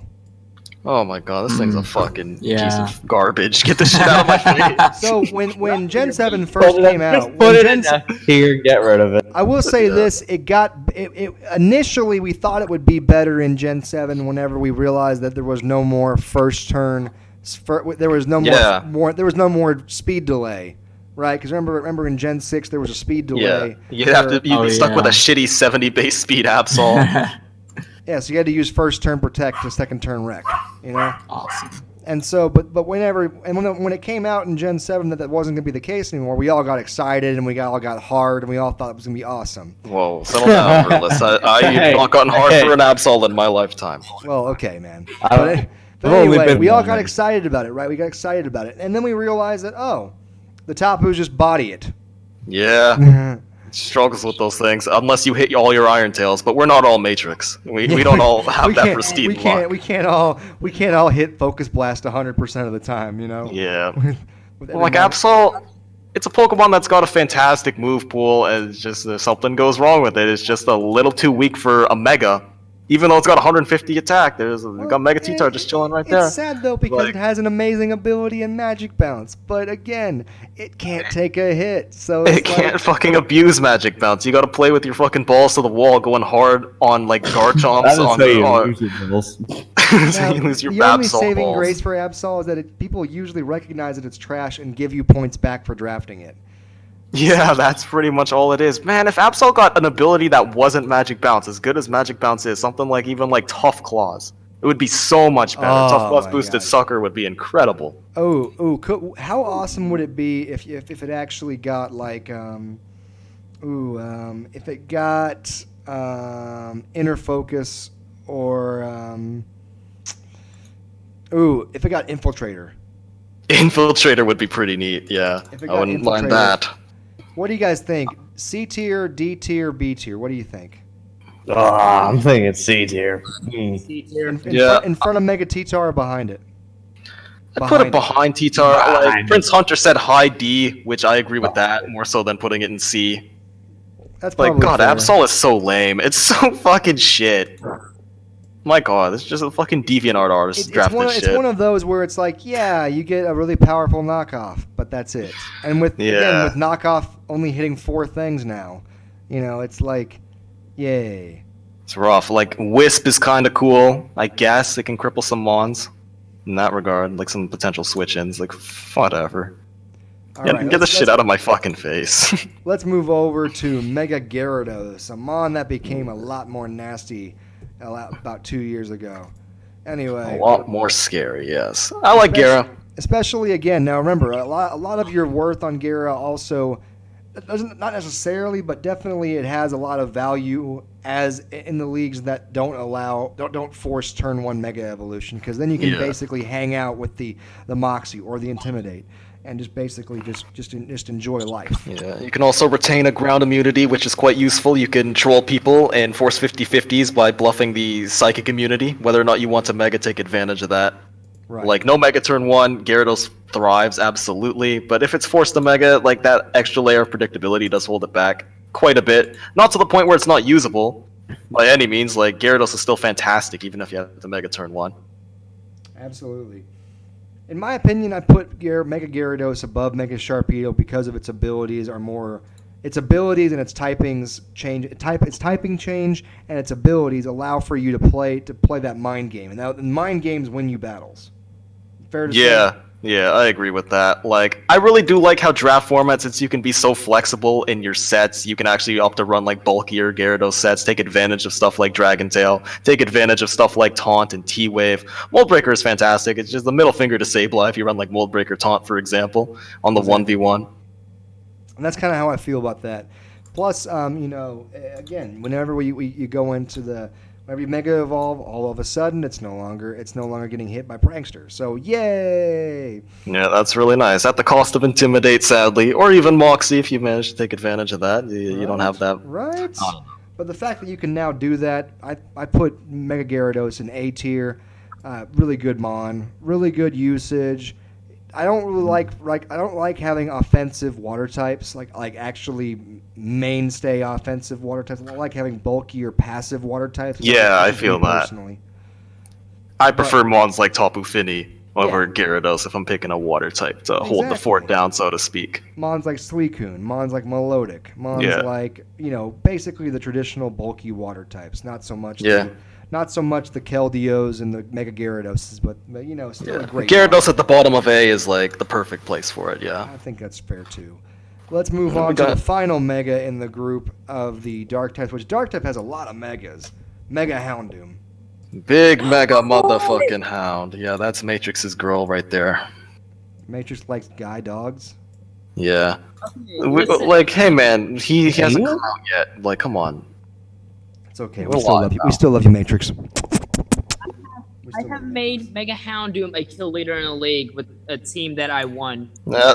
He battled 7 players worse than him.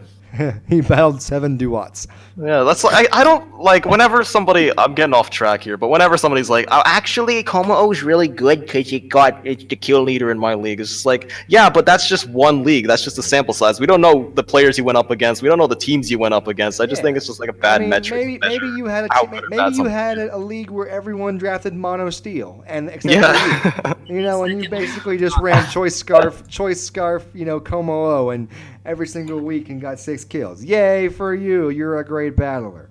Give me a sec. Let me find the doc. Oh my god! I'm glad I asked for this doc. I don't want to see your doc. I don't want to see your doc. Come on, keep your doc in your pants, Matrix. Keep your doc in your pants. Speaking of keeping things in our pants. Well, are we gonna bring up that fucking basketball player again? Yes, Serge Ibaka and the 40-foot cock. Yeah, because 40-foot cock. The 40-foot cock. He gave him the cock this match. He gave him a nice 105 against Golden State with only 92. Real shit. Wait, they won? Real shit. They won? They won again because they're better. God dang it. Real shit. 105-92. Golden State. Wow. They even had They had their other good player this time too. They're fucking what the fuck? Clay Thompson. Yeah, they had Oh him. gosh. Here's my thing. Mega Houndoom. Back to Mega Houndoom. Yeah. Great special attack. It has access to Sucker Punch if you really want to play that game, and it actually has a decent enough attack stat to be able to go physical if you absolutely have to do it. It has Super Fang, has Taunt, Toxic, Will-O-Wisp, but really at the end of the day, it works best in a Sun team to skull fuck some people with Fire Blasts. I mean, I like Big facts. Big facts. Even if we weren't talking about Houndoom and skull fucking, still facts. Still Yeah. facts. Like, yeah, I would never draft Houndoom unless I paired it alongside Torkoal or at worst Ninetales. Like, that's what it. Yeah. That's where it functions. With taking advantage of solar power in the sun, spamming Dark Pulse. It's really difficult to switch into. You got Nasty Plot as well. Sludge Bomb to troll like Tapu Fini and whatnot. Break past the fairies that want to pivot into Deep Pulse. Nice. Glad I heard that. You're welcome. Exactly. Where I would you did not put? need Where would that. you guys put Houndoom at? Mega Houndoom at? Would you put it in bottom of C tier, behind Mega T-Tar? Would you put it in D tier? Where would you put this bad boy It's at? definitely better than Absol Mega. Well, Oh, absolute- undoubtedly. I don't know if I'd put it. Honestly, I'd put it like on equal terms with T-Tar. That's just because T-Tar is a much better mon. I'd say it's like 1 inch better than T-Tar. Honestly, Really? like it's a tough call. Honestly, I'll leave this up to you. I feel like this is I'm more. putting it behind T-Tar. I'm putting it behind All right, T-Tar. that's understandable. Because the T-Tar's BST and defenses, its natural defenses are so much better. Because Yeah. Houndoom has a great speed tier, right? But it's Yeah. But the same day, Mega T-Tar has D-Dance. Okay. All right, yeah, you sold me on it. Bottom of C or at the top of D, one or the other. Let's move on to some fun stuff. Put Houndoom right on top of Matrix's D. I know he'd be into that. Let's get rid of Houndoom and Absol all at once. God, But let's where get the rid fuck of- did Matrix go? He's taken years trying to find this dock. Was it in another fucking room? It was Oh, in. It did was. he just leave? He He just left. he's Wow, watching- I'm sorry, he's bud. watching- He's watching European porn with his grandma. What the fuck, bro? Yo, Levo. Fucking. What? Oh, Colin's not unmuted yet. All right, I'm gonna wait till he's unmuted before I bring that up. All right, what's the next one? Okay, let's do Houndoom. Bottom of D tier. All right. Yeah, I'm all for Houndoom in the bottom of the D. Like, we are really starting to get into the shitmons, aren't we? No, there's still plenty of good ones. Oh, there's still, There's Hydreigon is incredible. Yeah, there's still Hydreigon, there's still some good ones T-Tar. left, but I wanna Hey, there's a Mandibuzz right there. Come on. So let's go Oh, ahead yeah, and put where fucking always forget Mandy's a Absol thing. F tier. Yeah, Absol is pretty fucking lame. F tier. It's pretty fucking shit. What? Like, I don't know why I'm just riding Murkrow's jock right now. I want to draft Murkrow. He's all about that Murkrow. Mr. Murkrow. Someone go call Mr. Yeah, Murkrow. dude, it evolves into Corviknight, bro. You just got to trade it holding a metal coat. There you go. Let's move on to Spiritomb. Spiritomb, that's a fun mon. I rarely see myself drafting it. It's like, I like Kofag. I'm a big Kofag guy. If a Kofag doesn't come to me, I'm just like, fuck it, Spiritomb. Like, if I really need that fighting immunity on my team, like I'm stacking fighting weaknesses, then yeah, Spiritomb is something I'd consider. I just feel like it is so lacking in terms of options it can run in its move pool. It's so barren, so lackluster. Like, you got Calm Mind, Rest Talk, Dark Pulse, or Shadow Ball, depending on the matchup, which is quite good in itself. Utility options that every ghost has, and like Trick, Will-O-Wisp are cool as well. Sucker Punch priority is off of 92 attack. Isn't the worst either for speed control, and there's Shadow Sneak, which is more consistent. It has a nice ability available to it in Infiltrator, which I like Infiltrator a lot. I really do. It gives you an opportunity to get around to get around the people that are trying to get subs out. Yeah. It gets around Aurora Veils. It gets around, Reflects and light screens. It's nice to have access to it, right? But again, it doesn't have Pow Pow. It doesn't have. It's basically, I would always pick Cofagrigus or Dust Noir above. Yeah, they actually have attacks. Like, Kofag's got Nasty Plot, Trick Room, which is incredible. Dustmore has a solid physical move pool with the elemental punches and whatnot. Spiritomb has Rock Tomb and Icy Wind. Yay. Now, Spiritomb does have Nasty Plot also, and it does have access to Psychic. But it's a and Shadow fucking Ball. shitty abuser of it, so I wouldn't even exactly. humor that. Like, Exactly. I'd much rather run CM if I'm trying to set up with this thing. It's more suited to that. True story, but more than likely you're using it to throw statuses out there. I put it. Yeah, in, pretty much. I put it in bottom of C tier. Is it fair to say? Or maybe D tier. Yeah. Even D, I think C is too good for it. Let's put it in D behind Sneasel. No, above Sneasel.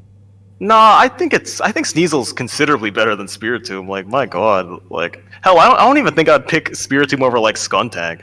Put it behind Skuntank. Okay, that's fair to say. Yeah, go ahead and fucking smell that fart shit coming right at you, Spiritomb. It's what you goddamn deserve. I'm not even gonna pull up. Legit, who drafts Cynthia, or who drafts fucking this besides Cynthia cosplayers on the fucking 1100s of the ladder? Alright, here's a question. Raticate Alola, aka Oh, Liquid God, Garbage. That's Hey, yo, you enough. watch your fucking tongue, sir. The thick fat Alolan Raticate is the best Jack the Blacephalon in the tier. What are you smoking? Crack? This thing is a solid fucking S plus. This thing is a solid fucking F minus. Yeah. No, this thing, holy shit, I'm not even joking when I say I'd rather draft this motherfucker than Absol.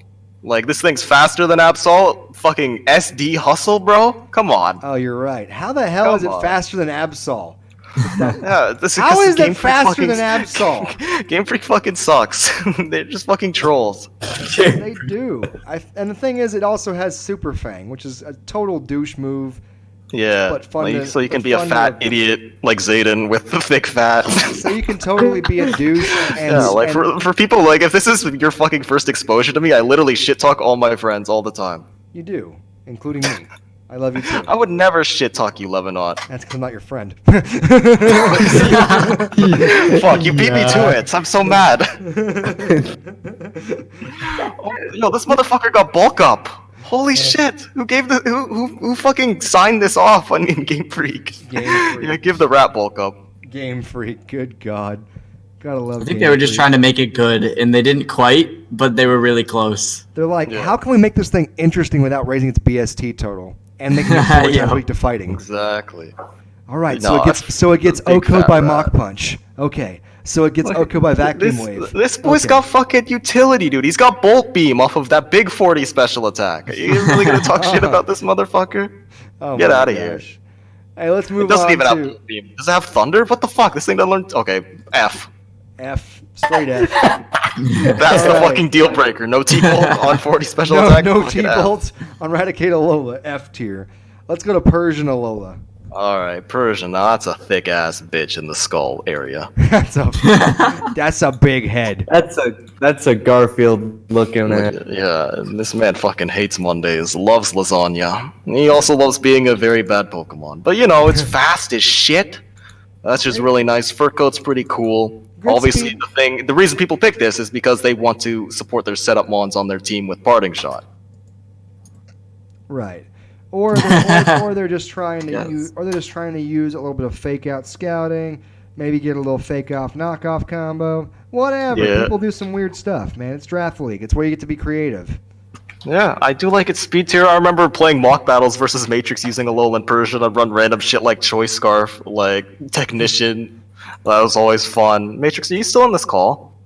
No. No. Oh, that's sad. I forgot I bullied him. Golly, what is wrong with you? We're gonna get King Nappy up in here. Good night. Oh, what? So here's my thing, man. Alolan Persian is a great value pick if you're wanting to play the parting shot thing. But at the end of the day, nothing special in my opinion. D tier all the way. It does get Thunderbolt though, Rennie. Oh, Thunderbolt S. S tier. It does, and it does get Ice Beam, aka Technician HP Ice. It also gets... Yeah, I do think it's a good Z-Mon. That's what Prince Hunter said. Great Z user. Obviously, Z Parting Shot is a pseudo healing wish, which is really cool. Supporting your setup mons even further, like you have something like a Charizard X in the back. Just heal that son of a bitch back up after it's breaking opposing walls. It's a sweep in the late. That's pretty nice. Right. It's not terrible, but it's one of those. Let's put it this way: if you're using this for a speed tier draft, you're doing wrong. If you're using this for I feel that. Using this for a power draft, I put it above fucking Spiritomb. Fuck Spiritomb. No, I'm putting Doesn't it even below get T-Bolt. I'm putting it below Spiritomb. Come on, man, don't be that. Get the fuck out of here! I'll fight you over this shit. Come to Oklahoma, I'll break your ass. No, I'm staying as far away from fucking. Where's Tucson? I'm staying as far away from Nappy as I can. I'm a fucking young boy in my prime. Yo, I'll be any of that. yo, he's gonna turn you into the Grand Canyon, motherfucker. Oh no! Oh fucking good. Lord. Anyway, can we? I didn't know my asshole could get that open. Anyway. Oh fuck. All right, let's So go you into think- let's go into regular Sableye. Oh, that's a fucking shitmon. Have Yeah. you seen the trash today? Sableye, Sableye. I mean, I like Prankster. I hate Sableye. I think it's like I see you load up a fucking Sableye versus me on the ladder. I immediately assume you're a fucking Downy, unless it's Mega. That's obviously the only exception. Like I see you load up like Sableye plus Mega Lopunny. I'm just like, okay, he's a Downy. Are we saying better or worse than Spiritomb? That seems to be a pretty good judge. All right, let's see if it gets T-Bolt. It does get Thunder Punch.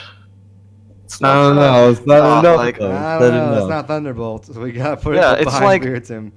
It's a fucking terrible Prankster mon. Very Like, not good. Like My Prankster's lord, it's nice. so Prankster's frail. nice, but but honestly, like Mega Sableye. Yeah, Prankster Wisp, Prankster Taunt, and Recover. It's a pretty unique stall breaker, but people will just C-team that by not loading stall versus you and beating you. Yeah. But Prankster, as Nappy is watching, oh my god, I don't know. One of those viewers could be, yeah. Okay, I'm okay with Sableye behind Spiritomb. I'd definitely rather take Spiritomb than this piece of shit. No, put it fucking behind Persian. Don't fucking do this to me. Yeah, Persian is just Persian like is a better prankster. You're right. Better because prankster. it can run the other abilities also. It's actually. And do you think Persian's better than Alola? No. What? Unless we're going back No, to I Gen. was- If No, I was Persian just- better than Unless we're what? going As back a- to Gen 1 where they had speed based. No, I messed that up. Persian Liepard is what I was trying to say. Oh, if, Right yeah. here. That's Galarian Persian, actually. Yeah, Persian you might Galarian. that. Persian, yes. No, that is a leopard. Get it right. Leopard. You're a leotard. I want to wear you like a leotard, Crobat. Oh snap! We're getting Buffalo build up in here. Alright, we could just wait for the really nitpicky stuff until the end. Actually, we'll move Yeah. All on. right, let's go. We still have some Let's go. good ones. Sharpedo. Regular Sharpedo. Yeah, the best three that are currently on the board right now, I think we can all agree, Tyranitar, Hydreigon, Mandibuzz. Let's save those three for last. Yeah, Exactly, I like that. exactly. I like that. In fact, I'm gonna go ahead and reorder these in the ways that we're gonna like do them at the end. So I'm gonna like put the trash ones close to the top. Sure, but are we doing Sharpedo like kind of right now? Yeah. Yeah, Sharpedo's right now. So Rough Skin and Speed Boost are great abilities. Yeah. But Rough Skin, I would not use Rough Skin like ever unless I was like memeing. yeah, is of it? course you wouldn't. But you know, the thing about regular Sharpedo. What the fuck does that you mean? get- regular Sharpedo, you get kind of forced into running Protect on it, so that way you keep the speed boosts off. Oh yeah. Is that So fair to say? is it? Yeah, it's not bad. Like it's whatever. So is it Yeah. D tier again, or do we want? Because I'm just looking at everything in D tier, and I mean, there's some good mons in there, but there's some that I would just never pick. So I don't know if we want to put Sharpedo in like the middle of D tier. Yeah, but the question is in front of Spiritomb or behind Spiritomb? That really does seem to be the question. Fucking May- Spirit World. I would probably say in front, but that's just me. It is Yeah, offense, and I do prefer to have dark types be more offensive than regressive or defensive. It's Yeah, just I feel that. significantly better than well, not significantly, but quite better than everything in F tier and quite worse than everything in C tier. So Yeah. I just think D tier is where it fits, somewhere in there. And I think I would put it above Spiritomb though. Like We'll I put it prefer above- put that. it Definitely above below Spiritomb. Skuntank, though. Would you put it above Mega Absol? That's a question. Hell no. I don't think so at all. I don't think I'd put it above Skuntank. either. Honestly, I think I would, but then okay, so I think Spiritomb's okay. I'm fucking lost. This shit's hard when you start ranking more and more mons. Well, when That's you why I rank, said we can when save you the rank, when nitpicks you for rank last. when you rank Yeah. mons that have like very That are just different bad. very different roles they play in your team. Yeah, That's where yeah. it gets tough. I just like the fact that Sharpedo has Destiny Bond. Like that's the main thing. I feel like it'll never be dead weight because of that. Like you That's can always true. like catch one person off guard. I Like it kinda forces like a lot of 50-50s. Like Destiny Bond, if you predict wrong and you don't attack Sharpedo anticipating Destiny Bond, but he just straight up waterfalls you or crunches you, you're in a bad Or spot. or you can always do, you know, choice banded Aqua Jet's always fun to use. You can Yeah, always like- do what? Sharpedo's weird. Forces 50-50 just by having Protect on its own, because it's like such a obvious move. You see Sharpedo, oh, it's gonna Protect, and then he just busts out like Substitute or something. Yeah. As you go for like a status move predicting Protect, who knows? I'm just like theory modding at this point, but whatever. And plus, you have Super Fang. You also have Psychic Fangs. You got the Fang moves. I mean, it's got some fun, but again, here's my thing about it: no knockoff. So when you have no knockoff with a Dark type, yeah, that's why I like Mega Absol. Yeah. Are you really a Dark type? Yeah, exactly. That's why I was bashing Incineroar so hard before You Sun, You Moon, but it didn't have knockoff. Yeah, I feel that. Before it had Intimidate. So let's move on to to... chat are talking about Guzzlord, yeah. Right to the fucking trash heap. Don't let Matrix see you put this thing in F, though. It'll get really sad. We gotta, like, move it slowly in F tier, like, slowly. Yeah. Don't make any noise. Just put it in F tier, drop it, and then run away. I mean, I don't like X4 weak to Fairy. I don't like X4 weak to Fairy. Yeah, especially when you're that slow. God, everyone's gonna run Hidden Power Fairy, obviously. I know, right? No, but if it was Gen 6 still, it wouldn't be as big a deal. But there's so many more Pokemon out there that at least have access to some Fairy moves. Yeah. And that's the thing about it. And especially with Gen 7 having all the Tapus. You know, Gen 7 spammed out so many fairies. It was needed, right? But the spamming of fairies made it to where things like Guzzlord just became liquid garbage right out the gate. Yeah, I feel that. I'm just looking at the sheet right now, the F ranks. Mightyena needs to be all the way at the bottom, dude. Like, my god. Like, it's worse than Cacturne and Shiftry. Like, at least they have hazards. Like, they are Cacturne has Spikes, Shiftry has Defog, has Hazard Control, is what I mean to say. I get you. Well, let's move on to Pangoro. Yeah, Big Panda. Like, I've never used this thing. I've never humored using this thing in my life. It looks like a really cool wall breaker, and I'd like to use it sometime. But there's a lot holding it back, namely that speed tier. Because in draft format, you can easily, like, alter your speed tiers to where you can creep Pangoro. Even like walls like Mandibuzz can get the jump on that thing, which is terrible for a wall breaker. Especially when it's a wall breaker that's weak to fighting types. I mean, that's the thing. Yeah, it's weak to a lot of shit. It's weak to a lot of shit. And here's the thing: is that hey, I enjoy Pangoro's natural power. I enjoy the stab superpowers. Right, those are fun to use. I enjoy being able to run Bullet Punch on it. It's fun to have priority. I love priority. For those of you guys who don't know, I love priority. Yeah, me too. I love Level's priority number 1 in my heart. Aww. now you got me all smiley faced. Now I gotta like come over there and just send a girl to your house at 4 a.m. Oh my lord! I don't want to undersell Pangoro though. I actually like it on. No, yeah, I was about to say it has really great moves. We're not bashing it. We're just saying that we're just making sure everyone understands it's not going in S or A tier. And its attack is good, but again, the speed tier thing. Even if you were to like scarf it or something, that doesn't do like you would never want to do that. And because and while it has Bullet Punch, it's not a stab Bullet Punch, and that's why, in my opinion, it goes in C tier below Mega T-Tar. Yeah. But the real question is, does it get Thunderbolt? Fuck this thing. What'd you say, Crobat? The real question is, does it get Thunderbolt? Does it get Thunderbolt? Fucking Sharpedo didn't get Thunderbolt, and we ranked it pretty high. Hey, it gets T-Punch. T-Punch. Who fucking cares about T-Punch? Weak ass T-Punch. And he's Thunderbolt. It's got 69 special attack. That's a sign. Oh, it has Parting Shot. Better use it as a Silvally. Yeah, Parting Shot is actually pretty decent, even though Pangoro's not a good abuser. Like, it's just the fact that you even have it is really cool. Being able to like get momentum. Exactly. I think unlike King Nappy, he's a great abuser. Oh gosh. Yeah. King Nappy's Twitter page, the ultimate Parting Shot. I think that's a really good place to rank it. Oh fucking god damn! I love Nappy memes so much. We need to keep this going forever. The ultimate dark type stream. Yeah. Hey, let's move on to Honchkrow. The fucking after hours stream. Level usually streams at around like fucking like in the evening. No, we're after hours for this dark stream. Dark, one of the most important types in draft. Arguably, we're just fucking shooting this shit, and making fun of Nappy when we're not making fun of each other. Well, it's a fun. That's why we're having fun with dark types, because dark type stream is one of those streams you get to take not seriously because it's dark type. Yeah, I think we got a good tier list. I'm not gonna lie. I'm looking at it right now. It's pretty good. Let's move on to Honchkrow. Honchkrow. So here's my thing. I never liked birds in Draft League. This is just me personally. I don't like birds in Draft League. They're super valuable, super helpful, super awesome. Not bashing them as a type as a whole. I just don't like them. That's just me.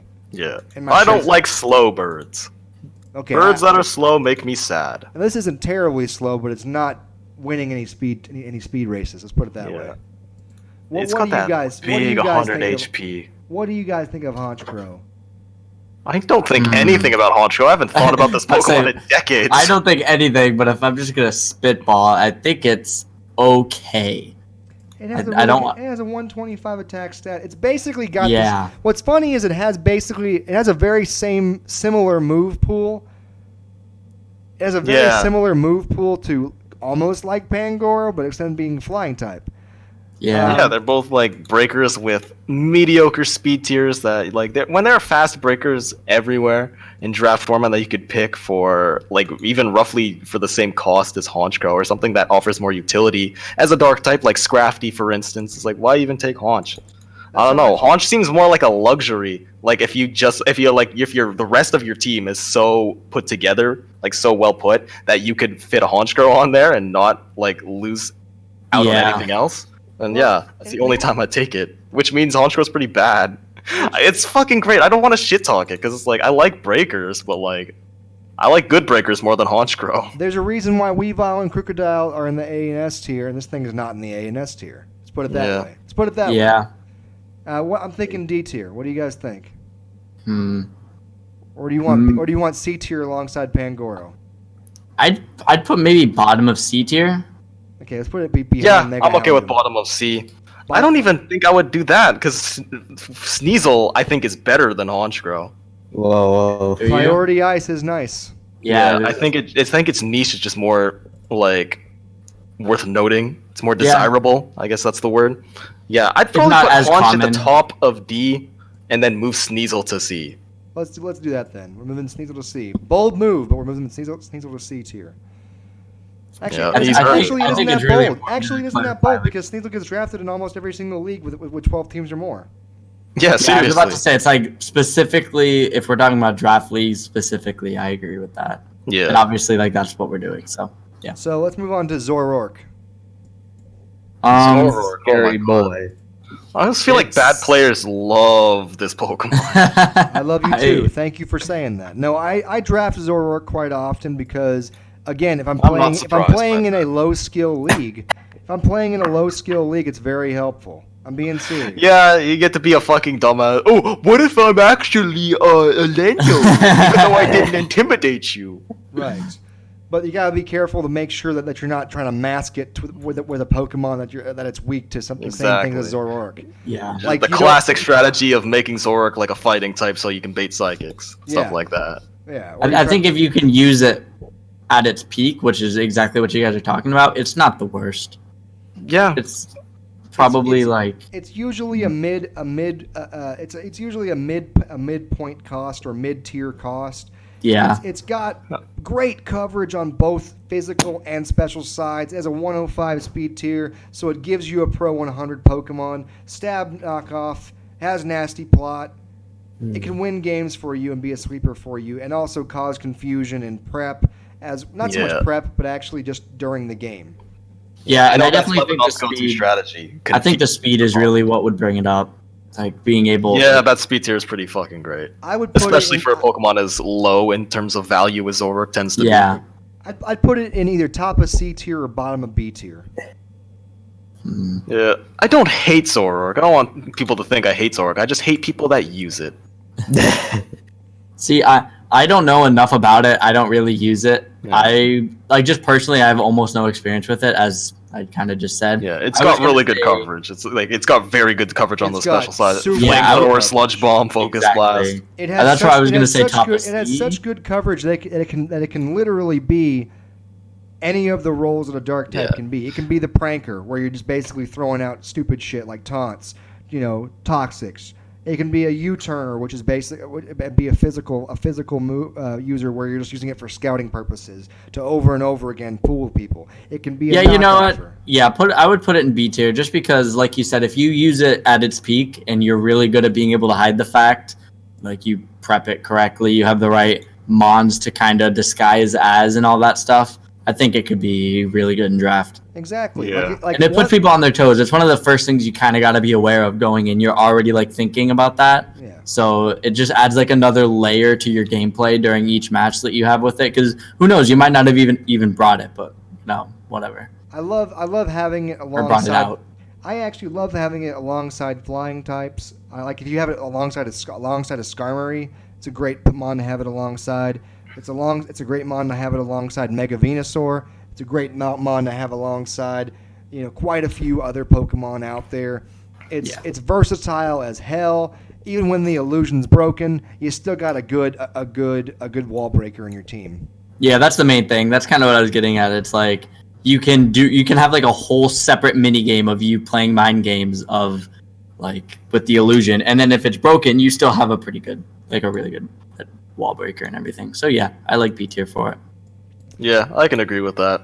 Let's move on to one of the most one-dimensional Pokemon, in my opinion. Now, if you guys think otherwise, I understand, but I believe it's one of the most one-dimensional Pokemon that in my original draft league battle, I got bodied by it. My very first draft league battle, like 4 years ago, I got bodied by it. It was Crawdaunt with Adaptability Aqua Jet Choice Banded. Yeah, I would say either like pretty much similar position with Zoroark from me. I would say somewhere C tier. I don't know if you guys want to bring it up more. It's, again, like you said, one-dimensional, but man, is it good at that one thing if you're ready for it, like you're playing around it. It basically has the power of a Azumarill Aqua Jet without having to run Choice Band or Belly Drum just to get to that pow level. Yeah, exactly.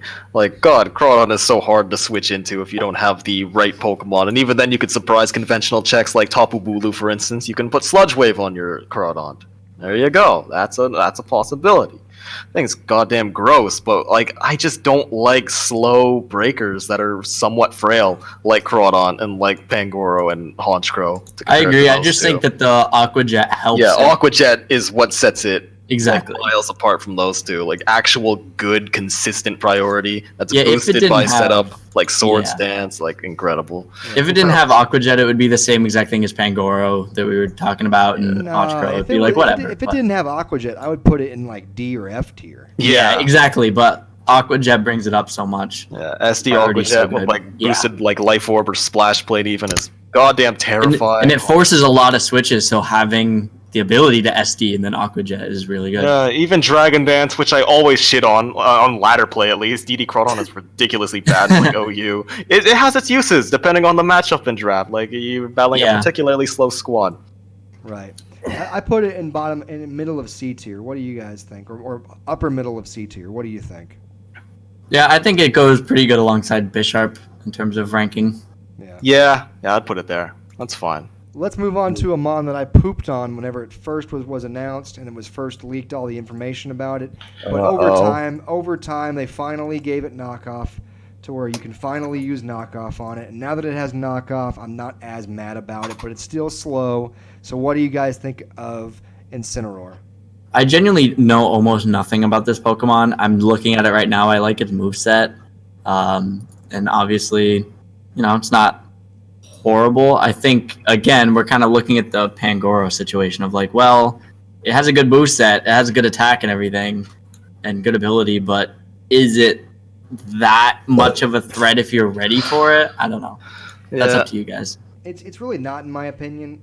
Granted, it has Fake Out. It has the knockoff. It can be a nasty plotter if you absolutely wanted it to, but you wouldn't because its coverage is not great enough, in my opinion, or its special attack stat isn't great enough to outplay it being a physical attacker. I enjoy it having acrobatics. It's a nice move for it to have. It has the, of course, Darkest Lariat, which is actually its signature move. Signature move. The problem is that there's not enough Pokemon that are weak to the dark type attacks that are really going to be using defense stage raising moves in in most draft league situations. Yeah, that makes sense. Like, unless you just were seeing someone try to run bulk up Mew one week, and that'd be kind of weird. I've seen weirder things happen, but it just that's how I feel about it. I've never liked this Pokemon very much. I think it's better as a fire pick than as a dark pick. Yeah, I was just gonna say, agree, yeah. You're low on points. You need a nice budget value fire type, something that can work offensively as well as defensively. Then yeah, Incineroar is a solid pick. I don't know, its name sounds like John Cena. John Cena Roar. Are we thinking low C tier? Or do you want to do very top of D tier? I think low C tier is very fair. Above Mega Houndoom or behind Mega Houndoom? That's a tough one, isn't it? That is kind of a tough one.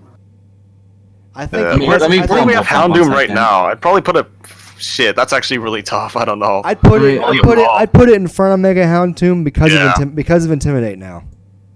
Yeah, I can agree with that. We also got random gimmicky shit that you could run like Flame Charge, Bulk Up, Power Trip.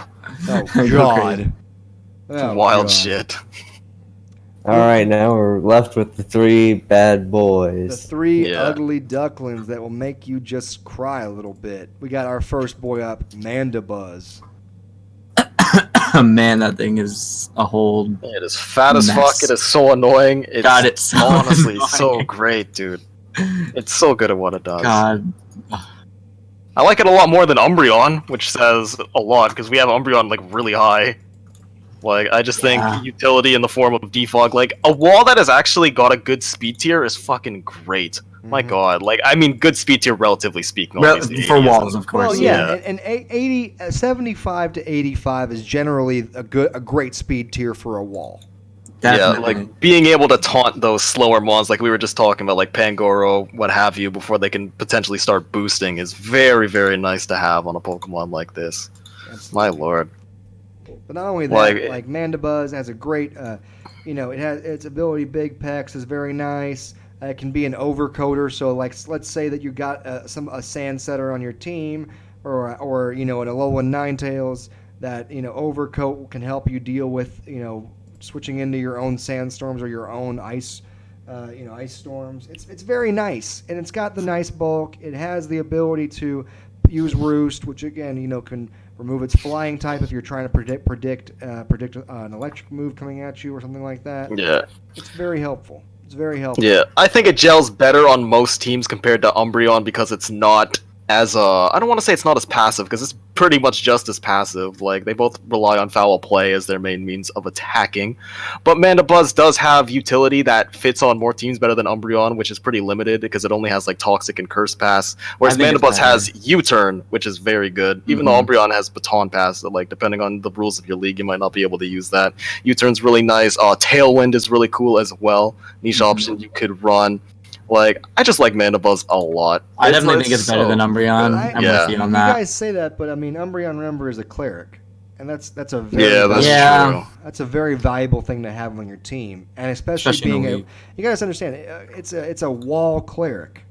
That's a really great thing to have, because not all walls are clerics. And that's but defog, I'd say, is like so good. It's like more valuable than a cleric in most cases, depending on your team structure, of course, on whether or not you already have like competent defoggers.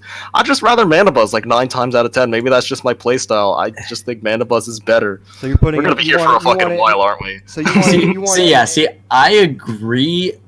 Overall, I'm trying now to shift very specifically to draft only in my head. Yeah. On what actually. In a draft, in a league game, what will 100% be the better Pokemon to pick? And I don't know. It is tough. You mentioned the cleric thing, and again, it's like I definitely prefer defog over being able to heal like that. But in a draft league, if you have like a team that's like, I don't know. It just gels better on bulky offense teams compared to Umbreon because it doesn't kill momentum.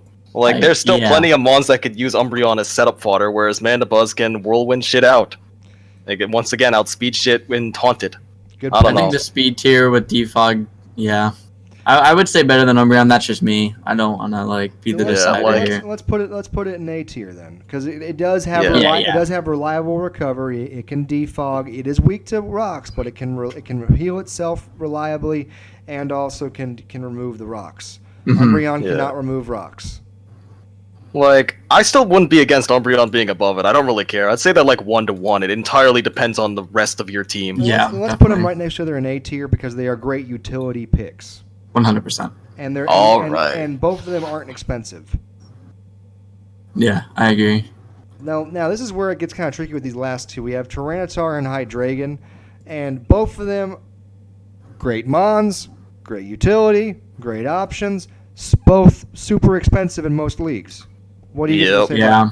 Let's start with Tyranitar. Again, remember, it's a great mon, but it's also super expensive to get it. Yeah. What do you Always a tier 1, but tends to be overlooked compared to the other tier 1s because it needs a lot of support to effectively work. Like, you need to be able to cover that fighting weakness ASAP, and not the hardest thing to do. Compare it with something like a Mew, a Reuniclus, Bulky Fairy, see you later, Zayden.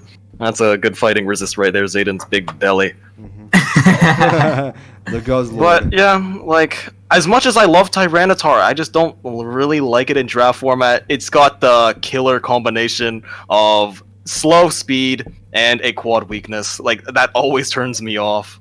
I was gonna say B draft. tier, but I don't know. That's up to you guys. I definitely agree that in draft, it's just a little too. I don't want to say easy to plan around because it still hits so hard. But I think it's the speed tier that you can probably bump a couple mons up in speed, invest some specific amounts to outspeed, and then you're mentioning the 4 times weakness, all that sort of stuff. You need to be able to play around it.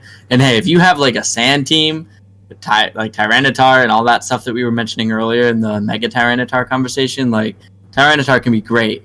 But if you want to do cost versus like just plain panic factor, it comes out and everyone goes, "Oh God, what do I do? What do I do?" The biggest I don't know. thing about I think Tyranitar for me is that it's good in a sand team. It's also good if you're trying to build a team to deal with berry eaters, right? Because it does have a nerve, which is not used as often. But at the same time, the unnerve ability is very nice for dealing with people that are eating berries. You know, so if you're trying to deal with, if you're trying to like, if you are predicting somebody to try to use a Hawlucha subset and just be able to abuse that and then eat berries, you know, to get the unburden off, well then now you can block that, okay? So long as you don't die. But the thing is, it's expert weak to fighting types move, so it doesn't work for against Hawlucha. Yeah. Well, I know what you mean though. So what else? Like once again, I'm never running a nerve. I'm always running Sandstream. Like exactly. Like I don't know. Maybe in like one case I'll run on nerve. I'm just like really paranoid about the one dude who's gonna run like Charty Berry or something. Right. And the other thing is that you're not gonna see unless you're pigeonholing yourself into a specific situation where you expect someone to try to run like a recycle, a low one muck and sweep you. Yeah. That like here's the thing is that Tyranitar's a great mon. Costs too damn much to draft it. Mm-hmm. I think it goes believe it goes in C tier below Megatron. Whoa! I would not go that low. I would never go that low for T-Tar, just because T-Tar is just one of the fucking best mons that Game Freak has ever created. It is beautiful. Oh, maybe I'm biased. It is beautiful. It is awesome. Once again, I'm predominantly an OU player, like not a draft guy, and T-Tar is just the fucking king in that tier. Always has been since its introduction. Mod. But that's irrelevant to this conversation, of course. Like, I would never go C. I'd probably put it higher than everything else in B. Highest in B, even though it costs so damn much to draft it. Yeah, just because it's a fucking T-Tar. I mean, it's still your list at the end of the day. You wanna, if you want to go for a compromise and you want to put it like, say, before. Here's the thing: is that my bias is my bias, and I don't want my bias to play into the effect of the actual ranking. I mean, I'm the exact same way. Like, oh no, you're talking me down. I don't see this thing being better than Hoopa. I see it being above Zoroark. Yeah, I was about to ask that question if it's better than Hoopa, and I was going to say it's not, but it's better than Zoroark. Did you see what Zayden Sky accomplished in the TCL with Hoopa? He went one of the best to ever do it. So if you want to put it between Hoopa and Zoroark, I'm okay with that one. That's a fair place to put it, in my opinion. Yeah, man. Now we got the last one. Caleb was saying he can see Hydreigon being an S. I honestly kind of agree. Like, it's fucking great. I fucking love Hydra. Maybe I have a bias. Amazing Z user. Amazing coverage. It has fairy killer power with Steeladium Z. Because it can use Flash Cannon. That's true. Levitate's always nice. Just kind of thrown on there because screw it, whatever. No, seriously. Ground immunity is always really good. Seriously, and the best part is it's basically by being a dark dragon and a levitate user, it has a lot of the same potential as say a Salamence without having to be X4 weak to ice. Its stab attacks are so good. Yeah. Yeah, you just spam that shit all day. Yeah, exactly. It's like the fact It's that draft speedy. format, you know that what your opponent's going to bring in terms of a fairy type, being able to prep around that every matchup gives Hydreigon so much flexibility that it does not have in standard play. And you can't even be scared, and you can't even like try to play like a substitute game against it because it has hyper voice. If somebody was expecting you to play that, and they could run hyper voice in that mon. And I do think it's better than I everything. guess in I A would tier, never just do that looking at ever. it. I didn't say you Well, I would. I'm just guess. saying that you have that option. So it's not like you're basically. I'm trying to say the coverage is so good. The coverage is so good. It's usually not. It's usually like a tier 2 or a high. It's on the higher side of points and point draft. It's on the higher side of tiers and tier draft. It's a great mon though. Great coverage. Great BST total. It's really good. Like, even its defensive utility, it has reliable recovery and roost, access to taunt, Thunder Wave too. You can be that fucking guy. Like, my god, U-turn, so you can pivot into a potentially better breaker depending on the matchup. Though a matchup where Hydreigon's a bad breaker is like Here's my fucking thing. difficult is to that find. It's a great Z user also because what makes a great Z user? Two things. Having a solid enough move pool, ability, and stat spread to where it doesn't necessarily need an item to be useful. And also having a diverse enough move pool to be able to pull it off. And like, yeah. And it has both of them. It has both of them. Yeah. Makes sense. Because it's- Hydreigon's a Pokemon that you could literally forget to put an item on there, and it's still somewhat decent in combat. Yeah, that makes sense.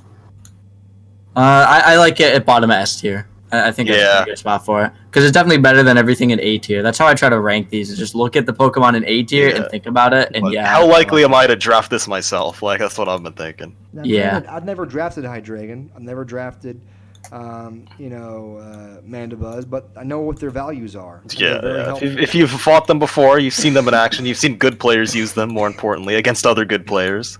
Exactly. Then, yeah, you know how they're good. And it's very valuable because of that. I'm looking back over the list. Colin, do you see anything on the list that you really think is just like, the Mexico did you guys do?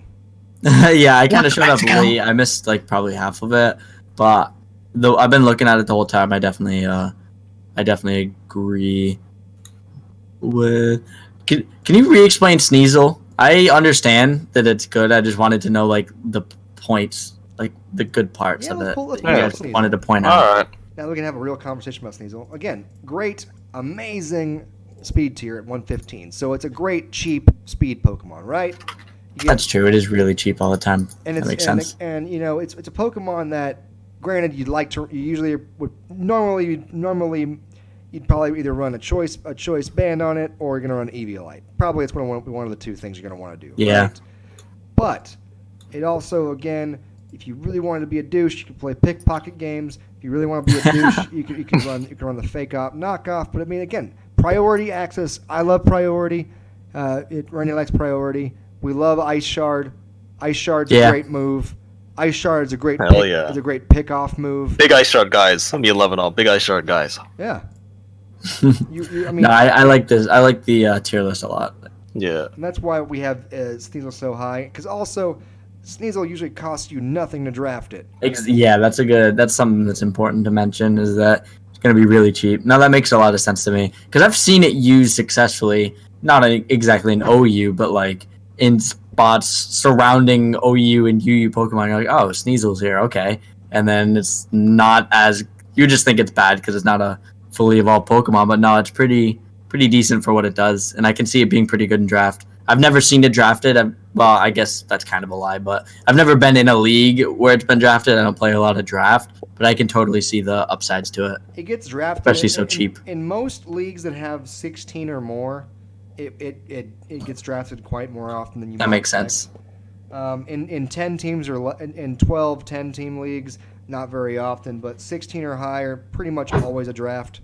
Yeah, that makes sense. And because of its move pool coverage, its speed tier, its ability to be an NFE Pokemon and not be forced to run Eviolite, it's very versatile and fun.